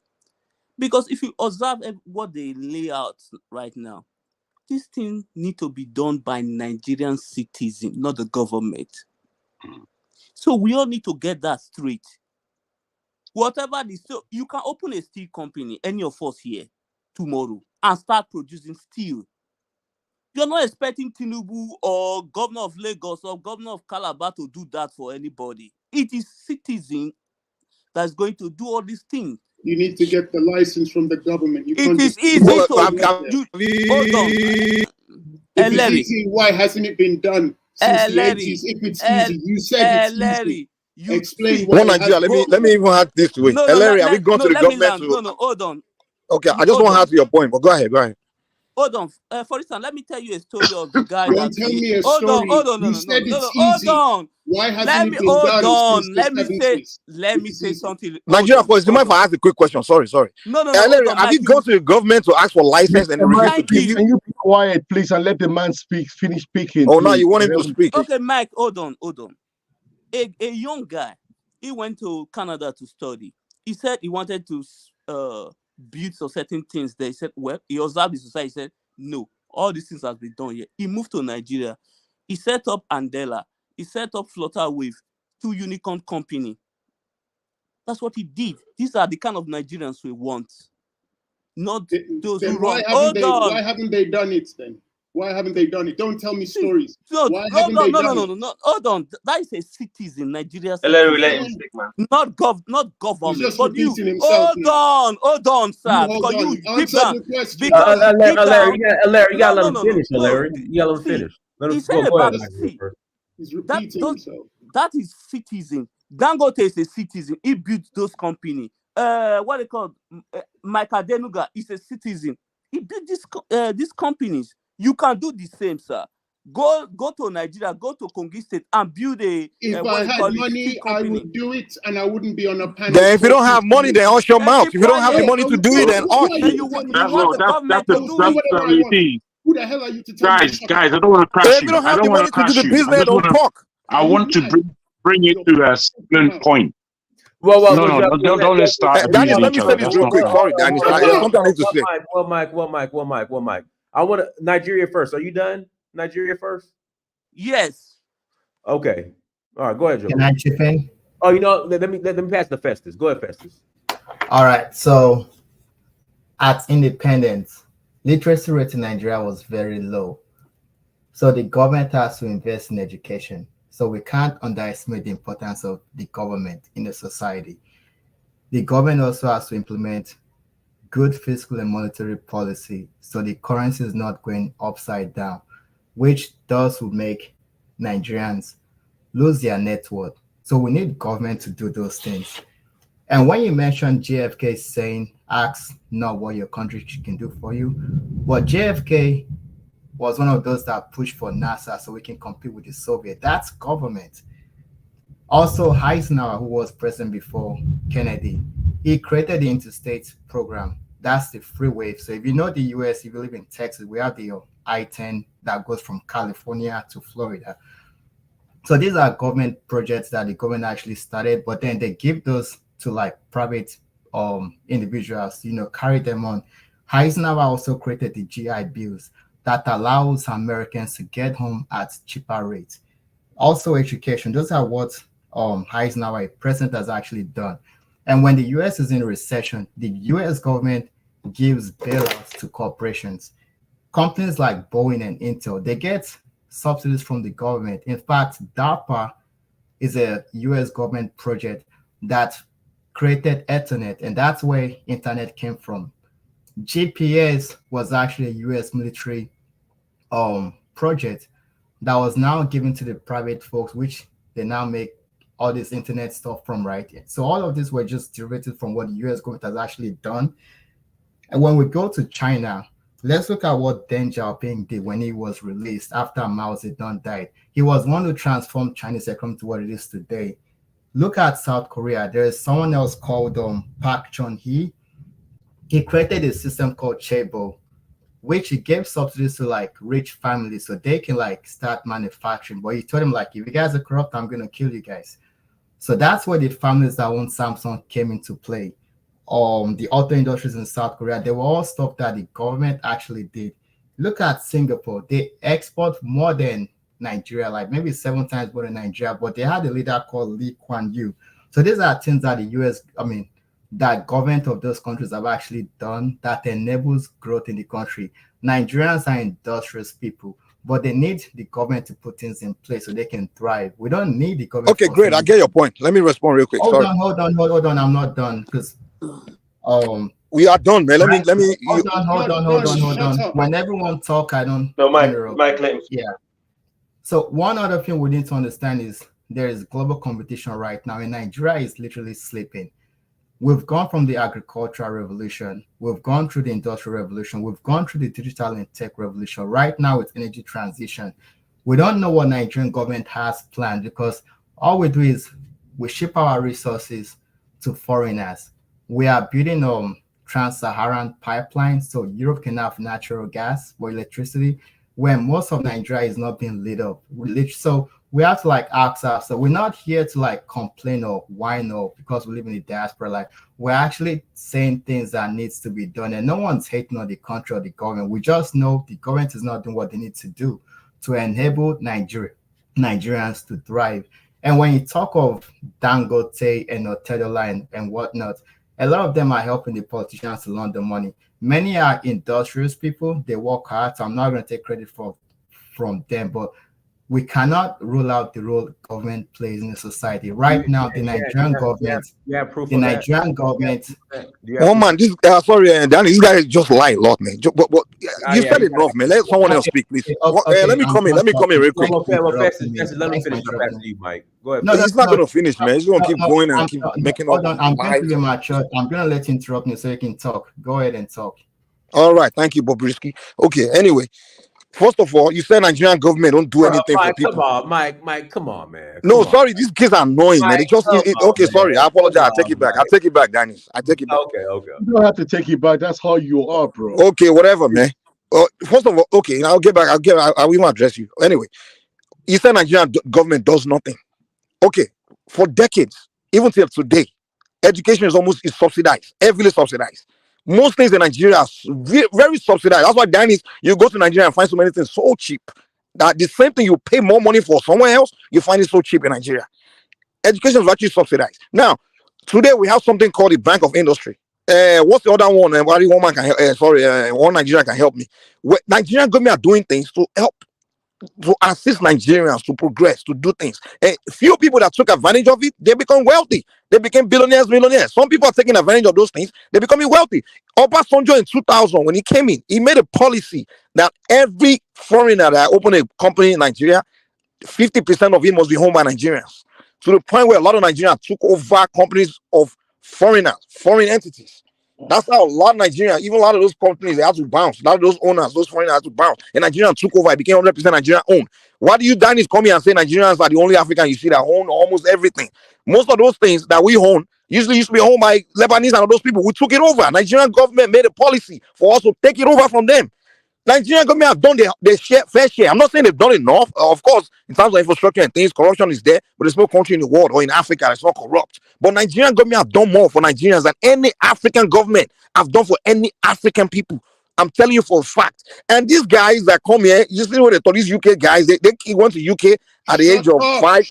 Dude, you see the way they talk with their UK accent? Hold on, dude. Hold your emotion. Calm down. Should I be respectful to you? Well, when it's your turn, you can come back at me. But let me shoot. I didn't mention your name. Mike. Did I mention your name? We're not. No. Hey, Larry, did I mention your name? We're not. Okay. Mike, you got 30 seconds. Okay, thank you. Dennis, a lot.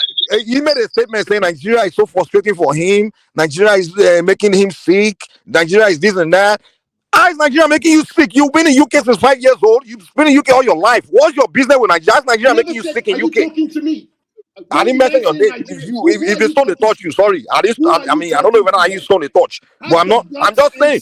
A lot of these guys never been to Nigeria. Why are you crying like a bitch, man? Shut up, man. Let me talk, man. All right, y'all. Okay. We're gonna pass the mic. We're gonna pass the mic. Yeah. Go ahead, yeah. Unmute yourself. Yeah, unmute yourself. Hello, gentlemen. Why are you guys powering in this place, man? Hi, Dynast. Can I just land my statement, please? Dennis, let me. I'm leaving. I'm leaving. Mike, don't worry about it. I'm leaving, Dennis. Let me just land my statement and I'll go. I gotta go. I got things to do. Wait. No, just go. What I have to Can I just land my statement and go?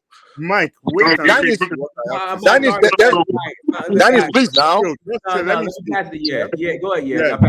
Oh, okay. I guess I'll talk to you guys later.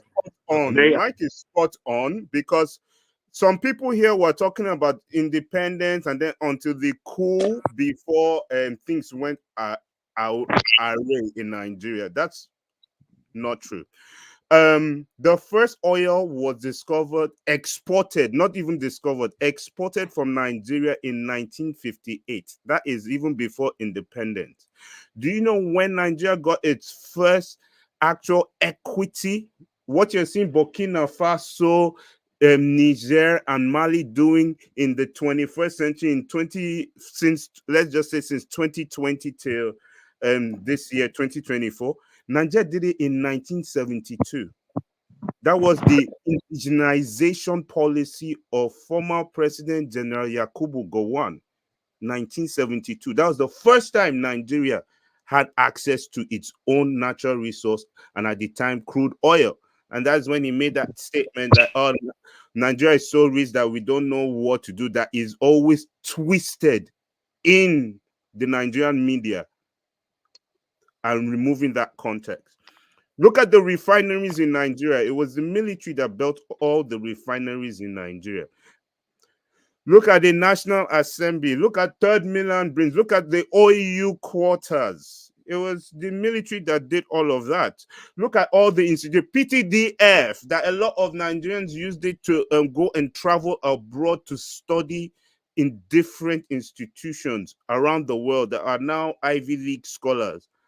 It was the Nigerian military that put that in place. Look at Abuja, the first ever African-made capital. Nigeria, Abuja.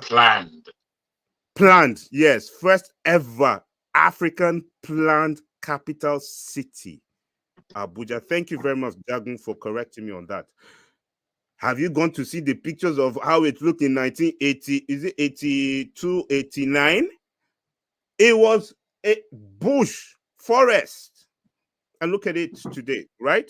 Now, when you're looking at the pipelines, all of that, what happened? Even the Apple legislative quarters for the National Assembly people, that every 4 years, all of a sudden you will be hearing a supplementary bill so that the senators, National Assembly members can now, fix their office and get a place to stay. Do you know that there was once an Apple legislative quarters for the National Assembly? Who built it? The military. PTDF, all the institutions. The Nigerian military stabilized other countries in West Africa, Central Africa, Eastern Africa, and Southern Africa. Going there, blood, sweat, and tears. That is why we are called the giant of Africa. It is not just because of population. Now, we again, Nigeria, under the military, created a regional institution where they are doing trades left, right, and center. Up to this second we're speaking, called the Economic Community of West African States. That was under former President General Yakubu Gowon. The same Nigeria again under the military in 1990.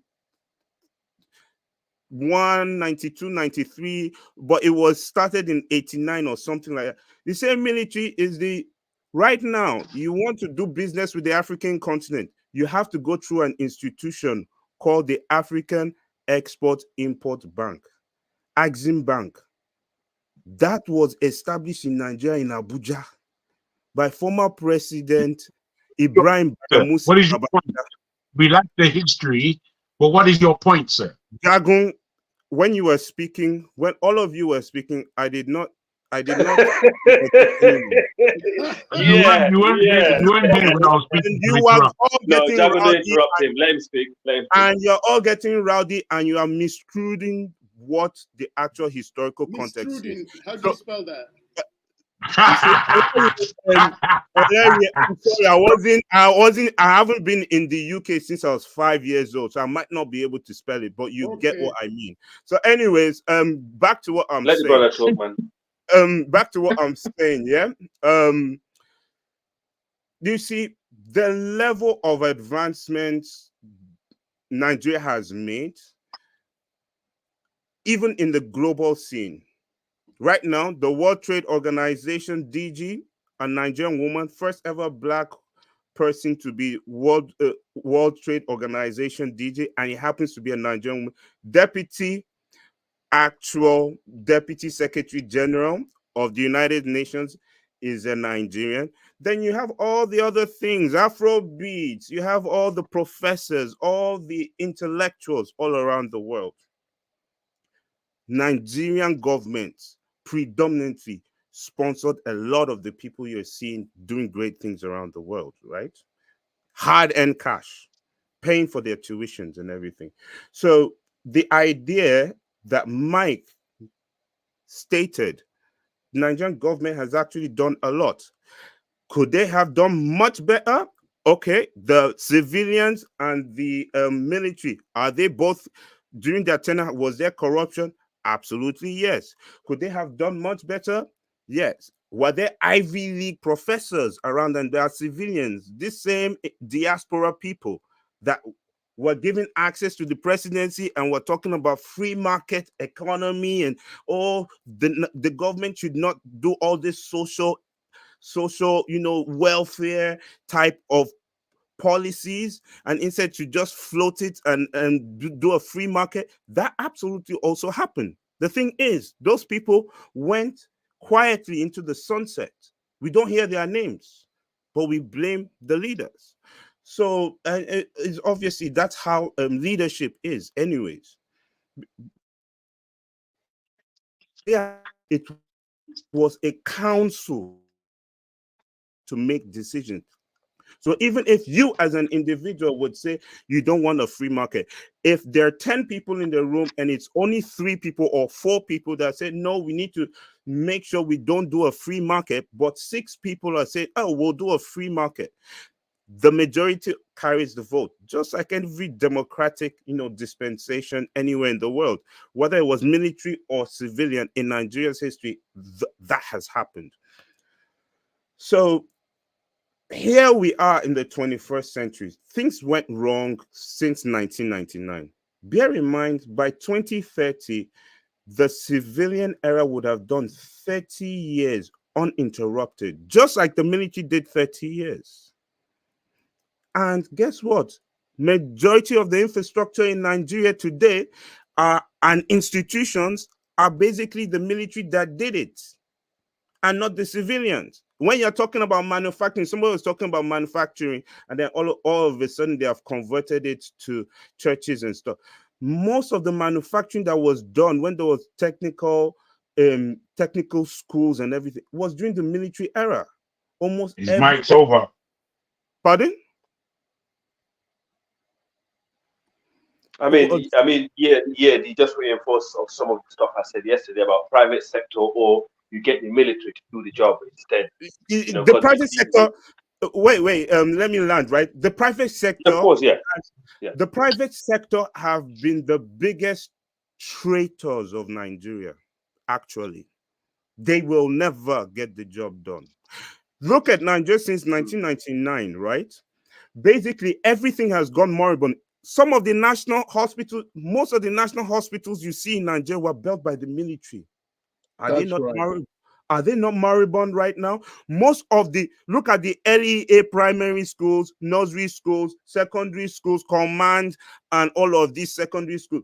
Most Government of them, colleges. all those comprehensive schools, most were built by are they not moribund right now? Look at the universities. Are they not moribund? How many universities have the civilians built that are state-owned? They have been giving license to the private sector. And what have they done? Now, healthcare is privatized now. It's about private hospitals. Secondary school. Just recently, a former governor, Yahya Bello, we now found out, they're paying in dollars for the American International School in Nigeria. Do you understand what I'm saying?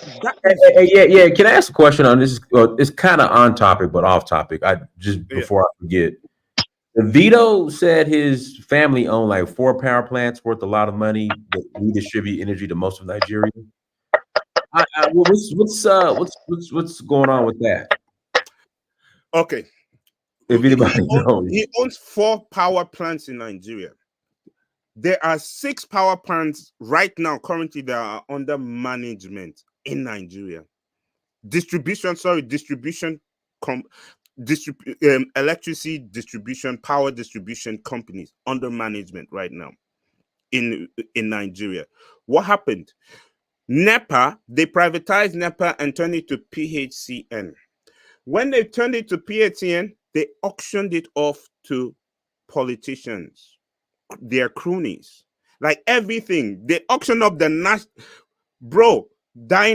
the civilians auction of the National Assembly. These are the same people that were fighting the military for democracy. They auctioned off the National Assembly where House of Reps and senators and the Senate president and the speaker are supposed, and all the clerks and everybody that works in the National Assembly are supposed to be living. These guys auctioned it off. They auctioned off all the civil servants, civil service housing. Barbies Towers, 1004, all those OU quarters and everything, and all the auction. Now, as a civil servant, you have to go and rent privately. Guess who are the landlords? The same people. So you see, I like the fact that we're having such a discussion, but right now what we need is an entire 360. I'm glad that recently I heard that the big he went out, but are you back? Pardon? No, you had went out for a second, but you're back now. Go ahead. Was not to make Ajakuta steel becomes functional. That was the biggest mistake they made, because if Ajakuta steel is currently on 100% capacity output, a lot of the manufacturing would have still stayed in place. What happened when the civilians came in? Everything went moribund. Our textile industries, even in the Southwest right now, they are shouting. They're now having competition by Chinese textile, something that is actually indigenous to the Southwest. There's a way they do this wrapper that is like cloth in the Southwest. Chinese people came, bought it in bulk, went back to China, and now they're exporting their own traditional wares to the Southwest, and at a cheaper price, because they got the machinery. They have, different, manufacturing plants, and they have their base industry. Our base industry is still. Let's look at Nitel. Moribund.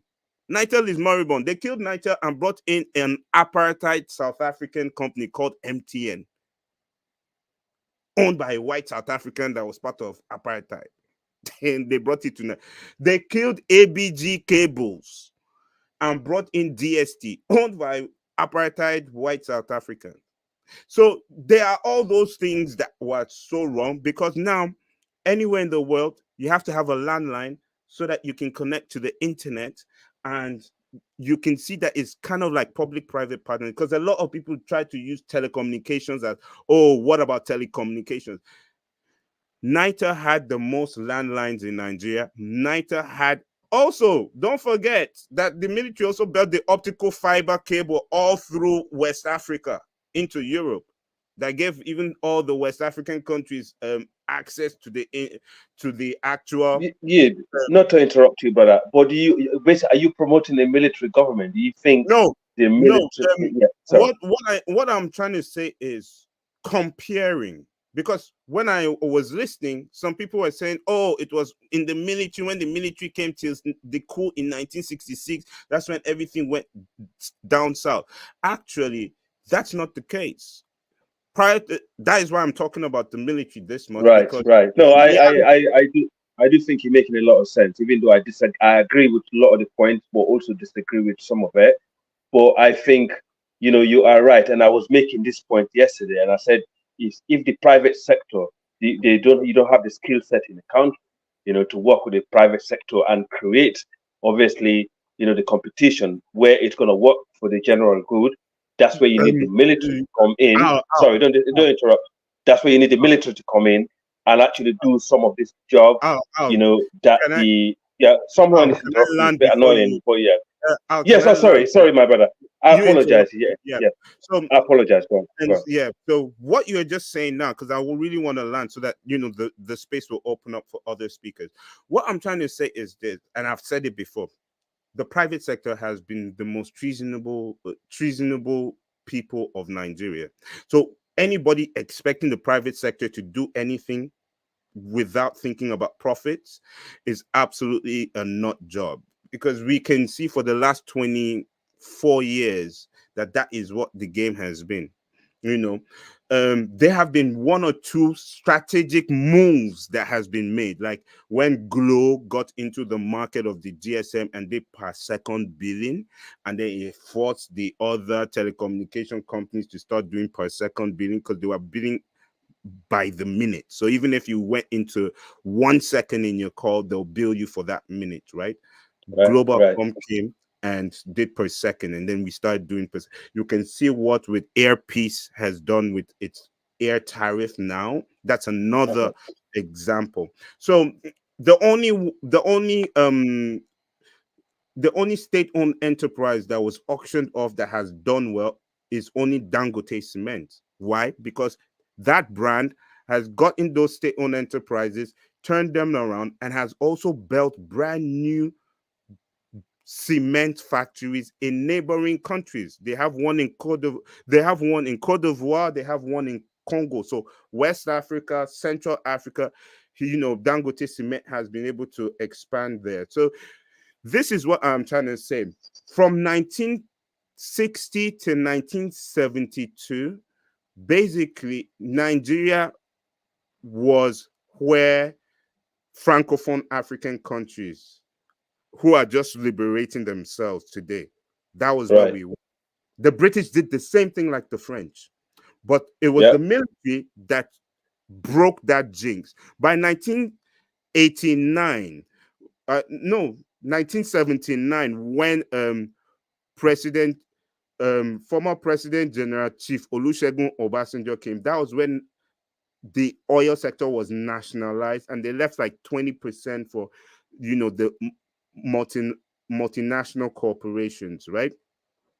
That is what happened.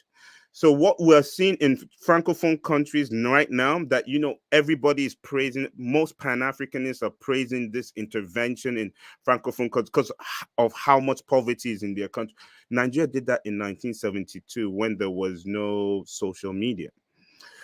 And so we are supposed to be far more advanced now in the sense that technical expertise, to be able to give technical expertise to West Africa and Central Africa in manufacturing, if we had played our cards right, and especially back to, Ajekuta State, because if you don't have a base industry, and the base industry is actually steel manufacturing, steel production, that's the base industry. I said that. And it cannot be private sector driven. No country in the world has ever had its base industry and its steel production 100% at it 100% by the private sector. No country that has created anything. Yes, it have to be subsidized because electricity is very expensive to run. Exactly. Yes, you're right. So it have to be partly. It has to be the government that does that. You have to be heavily subsidized if the government, if it's going to be private sector. Yeah. So with that, I'll land, and that's why we don't have roads, we don't have electricity, we don't have pipe-borne waters, we don't have telecommunication, call drops, and all of that. We don't manufacture aeroplanes, helicopters, ships. We do petty bits and pieces, but I'm talking about mass production here. We don't do all of that. So with that, I think there is room for improvement. Somebody was mentioning here about, I think it was Nigeria First was mentioning about Flutter Wave and all these pay stack. Man, those guys that was just consumption. That was just basically copy and paste. They had not revolutionized the fintech industry whatsoever. Have you looked at their actual, their transactions? How many users they had? A country of over 200 million people within an actual market of an extended market of West Africa's 400 million. These guys couldn't even get like 1 million people to be actually on their platform constantly. They had instead hundreds of millions of only transactions. That was an easy, cheap, thing to do. Once you look at East Africa, you can see world remints. You can see M-Pesa. They came out when, the global banking system had no apps. They didn't even have an app. They didn't have web platforms. Some of them didn't even have websites. They revolutionized the financial sector. What's it called? MoneyGram did not have anything like what World Remit and M-Pesa had when they first came out. Neither did Western Union, nothing like that. They absolutely showed innovation with regards to that. currently right now, Nigeria has not yet shown innovations in all the tech hub, tech hub exploration it has been doing thus far. With that, I'll land the mic. I'm sorry, I'm a bit Okay. long-winded. I took a bit of you guys' time. Thank you very much. Okay. No Can I problem. come in? Yeah, Very yeah. quick, We know you're long-winded. We know you're long-winded. It's okay. Dynas, why the hell are you hating it? Happy New Year, by the way. All right, go ahead, Al. Yes, my brother. Yeah, I mean, Yid, you're a very controversial character. Me and you always gone backward and forward, agree and disagree, and this is one of those. And yes, the steel if you to have a steel industry, you have to, if you want it to be private, you have to be heavily subsidized, otherwise it will not last. Because generating steel, it costs a lot of electricity. Um, where I agree with you is, government. Please. I need You're to not. quickly. Stop Hold on. interrupting. No. No, UFC. No, you have to I wait. want to correct the last guy that No, spoke. See, UFC. no, No. Wait. See, You can it's come very after. No, important. No, Hey, Nigeria first. No matter how Nigeria important. Wait. first. I'm gonna give Al 1 minute starting Okay, now. go I'll pass ahead. it. Go ahead, Al. Thank you. Basically, to produce to produce steel, it costs a lot of money. It costs a lot of electricity. So where government I think is responsible, where government can be held accountable, is to produce cheap energy, build roads, connectivities and stuff like that, and let's Al, don't forget that and the regulate base industry and of regulate electricity and Yeah. and You gotta let the man finish. Nah, we gotta let him finish. Go ahead, Al. yeah, yes, and also basically connectivity, and also make sure they have enough rules and regulations for competition, and let the market take its place, and also fair play in the country, and make it short. But these are the things that need to be added in it to make it work.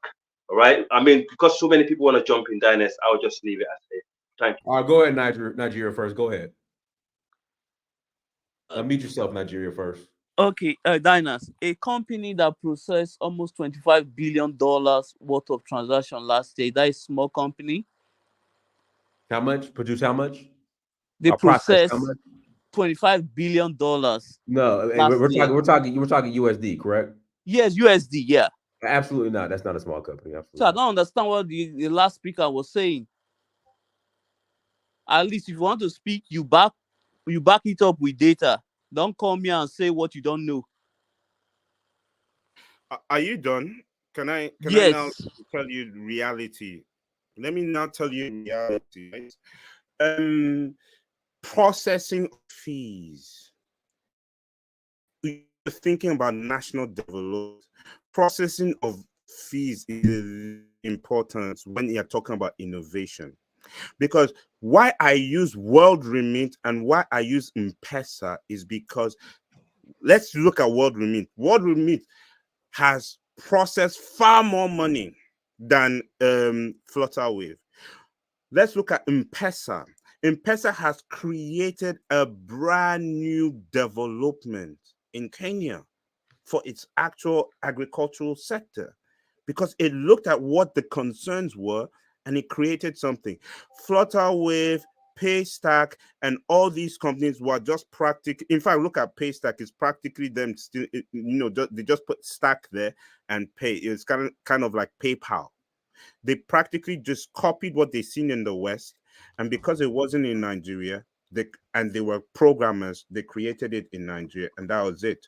So once you look at even Hold on. What do you know? Can I finish? What do you think is their job? Hold on. You don't understand their job. Hold on. They don't. Can I finish? Can I finish? They are not MoneyGram. They are not real. Hold on, sir. They help small. Hold on. They help small UFC, let him businesses finish. to UFC, let him finish. Hold on. Let me explain stop because I actually know this company. And What let they him do. let Nigeria first. Let him finish. They help small business to process their. Oh man, UFC, you have to stop doing this, bro. You have to stop doing this. It's not nice. Come on, go ahead, yeah. Yes. So you see, because you know a company doesn't mean that the company has added value to the general population. What value have you had on your own? Shut up. Whoa. You're talking Flutterwave in comparison to you said what was the other? World Remit M-Pesa. Well, I know for a fact. One mic. Flutterwave, I believe, owns Sin. Yeah, Flutterwave owns Sin, and that's what I used to send money, and the rates are great. The other app you brought up, Roman Mix, screws you on fees. Like when I send money to Nigeria, I send money via Flutterwave. I use it for Nigeria. I use it for Senegal. It's great. So I don't know. I don't know about that one yet. Now, so we're talking about innovation. We're talking about tech innovation, right?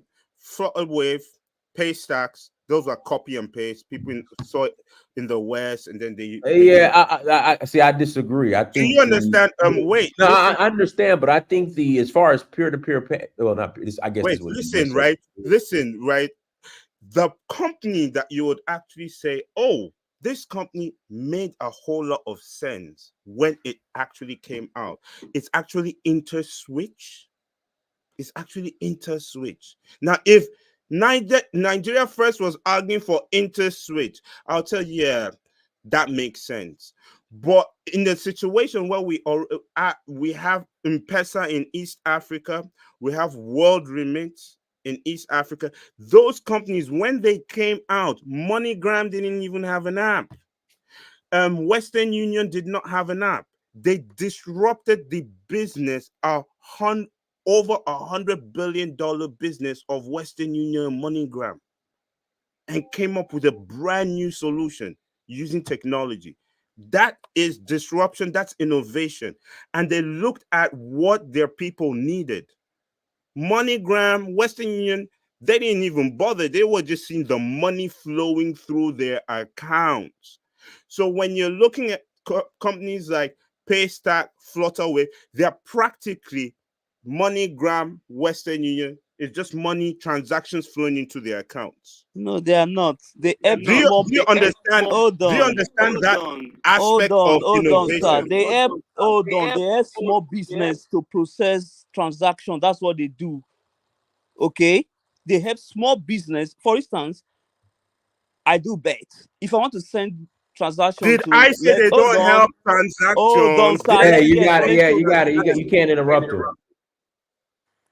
When I want to send money to my, I don't even understand. Okay, I think we're over. Let me talk. I think we're overcomplicating this. So right now, all I care about is when I send money and the best rate I'm gonna get.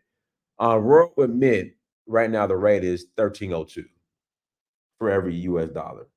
On Sinwave, which is owned by Flutterwave, hold on, let me do this.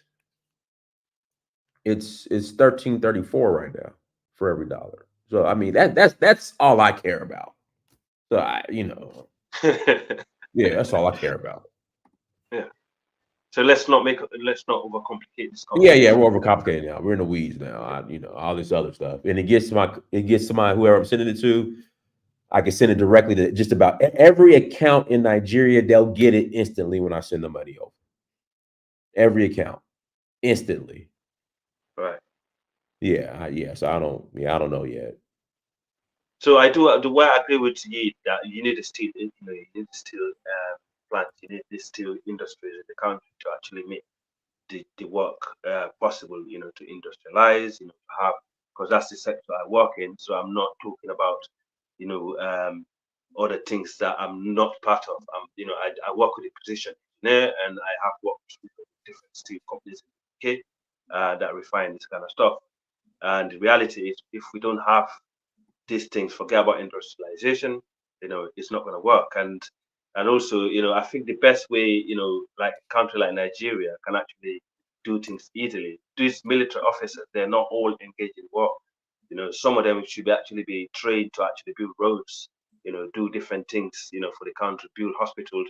You don't need a military government to do that. You can have a civilian government, to do this sort of job.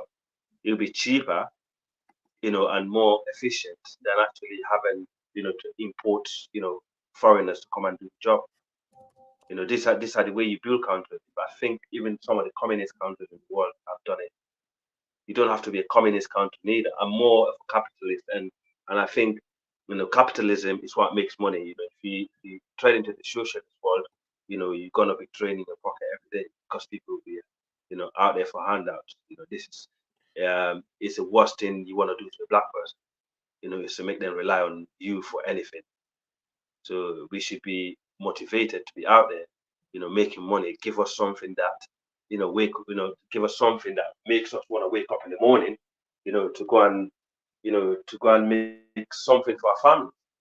If you actually, turn out to be someone that just handing out things to them, they will never get nowhere. They'll just rely on government, like what UFC always talk about, because black people or Africans, we're very, easily motivated not to do anything if we can get things for free. And I think that's a human nature also. We don't have competition in Africa as it is. We need to stay away from this socialist mentality and build more capitalist mentality with a strong hand behind us. That's what we And need. let me interject, and then we're going to close out. Yes. Our sister in the chat room makes a great point. Now, you can say what you want about Flutterwave; it's indigenous African owned by a Nigerian. Royal Mint, M-Pesa, that's all foreign owned. Because I think the guy who came up with the M-Pesa concept, it was a Kenyan. He sold it for pennies on a dollar. Yeah, Dynast. I'm talking about innovation here, because if you're going to even think about industrialization, right, you have to have innovative minds. So I'm talking about disruptors that would see other things and they'll create something far better, and it is unique to us. That's what I'm talking about. I'm not talking about how much money anybody moves. I'm not talking about how much money. So now, if the actual innovator sells the actual innovation to foreigners, that's a complete different conversation. That's where my actual point is. Yeah. So, hey, everyone, look, we're going to close out. If Flutterwave owns Sendwave, no, not Sendwave, Black Beauty. They own Send. Sendwave is different. Spellcaster, I've been to Cote d'Ivoire like 5-6 times already. Black Beauty, Sendwave is not Send. Send is a completely different app. Sendwave is a completely different app. Send is owned by Flutterwave, not Sendwave. But hey, everyone, thank you so much for joining. Like, share, subscribe. Until next time, family. Dynasty Mirror, search for Huru. Peace.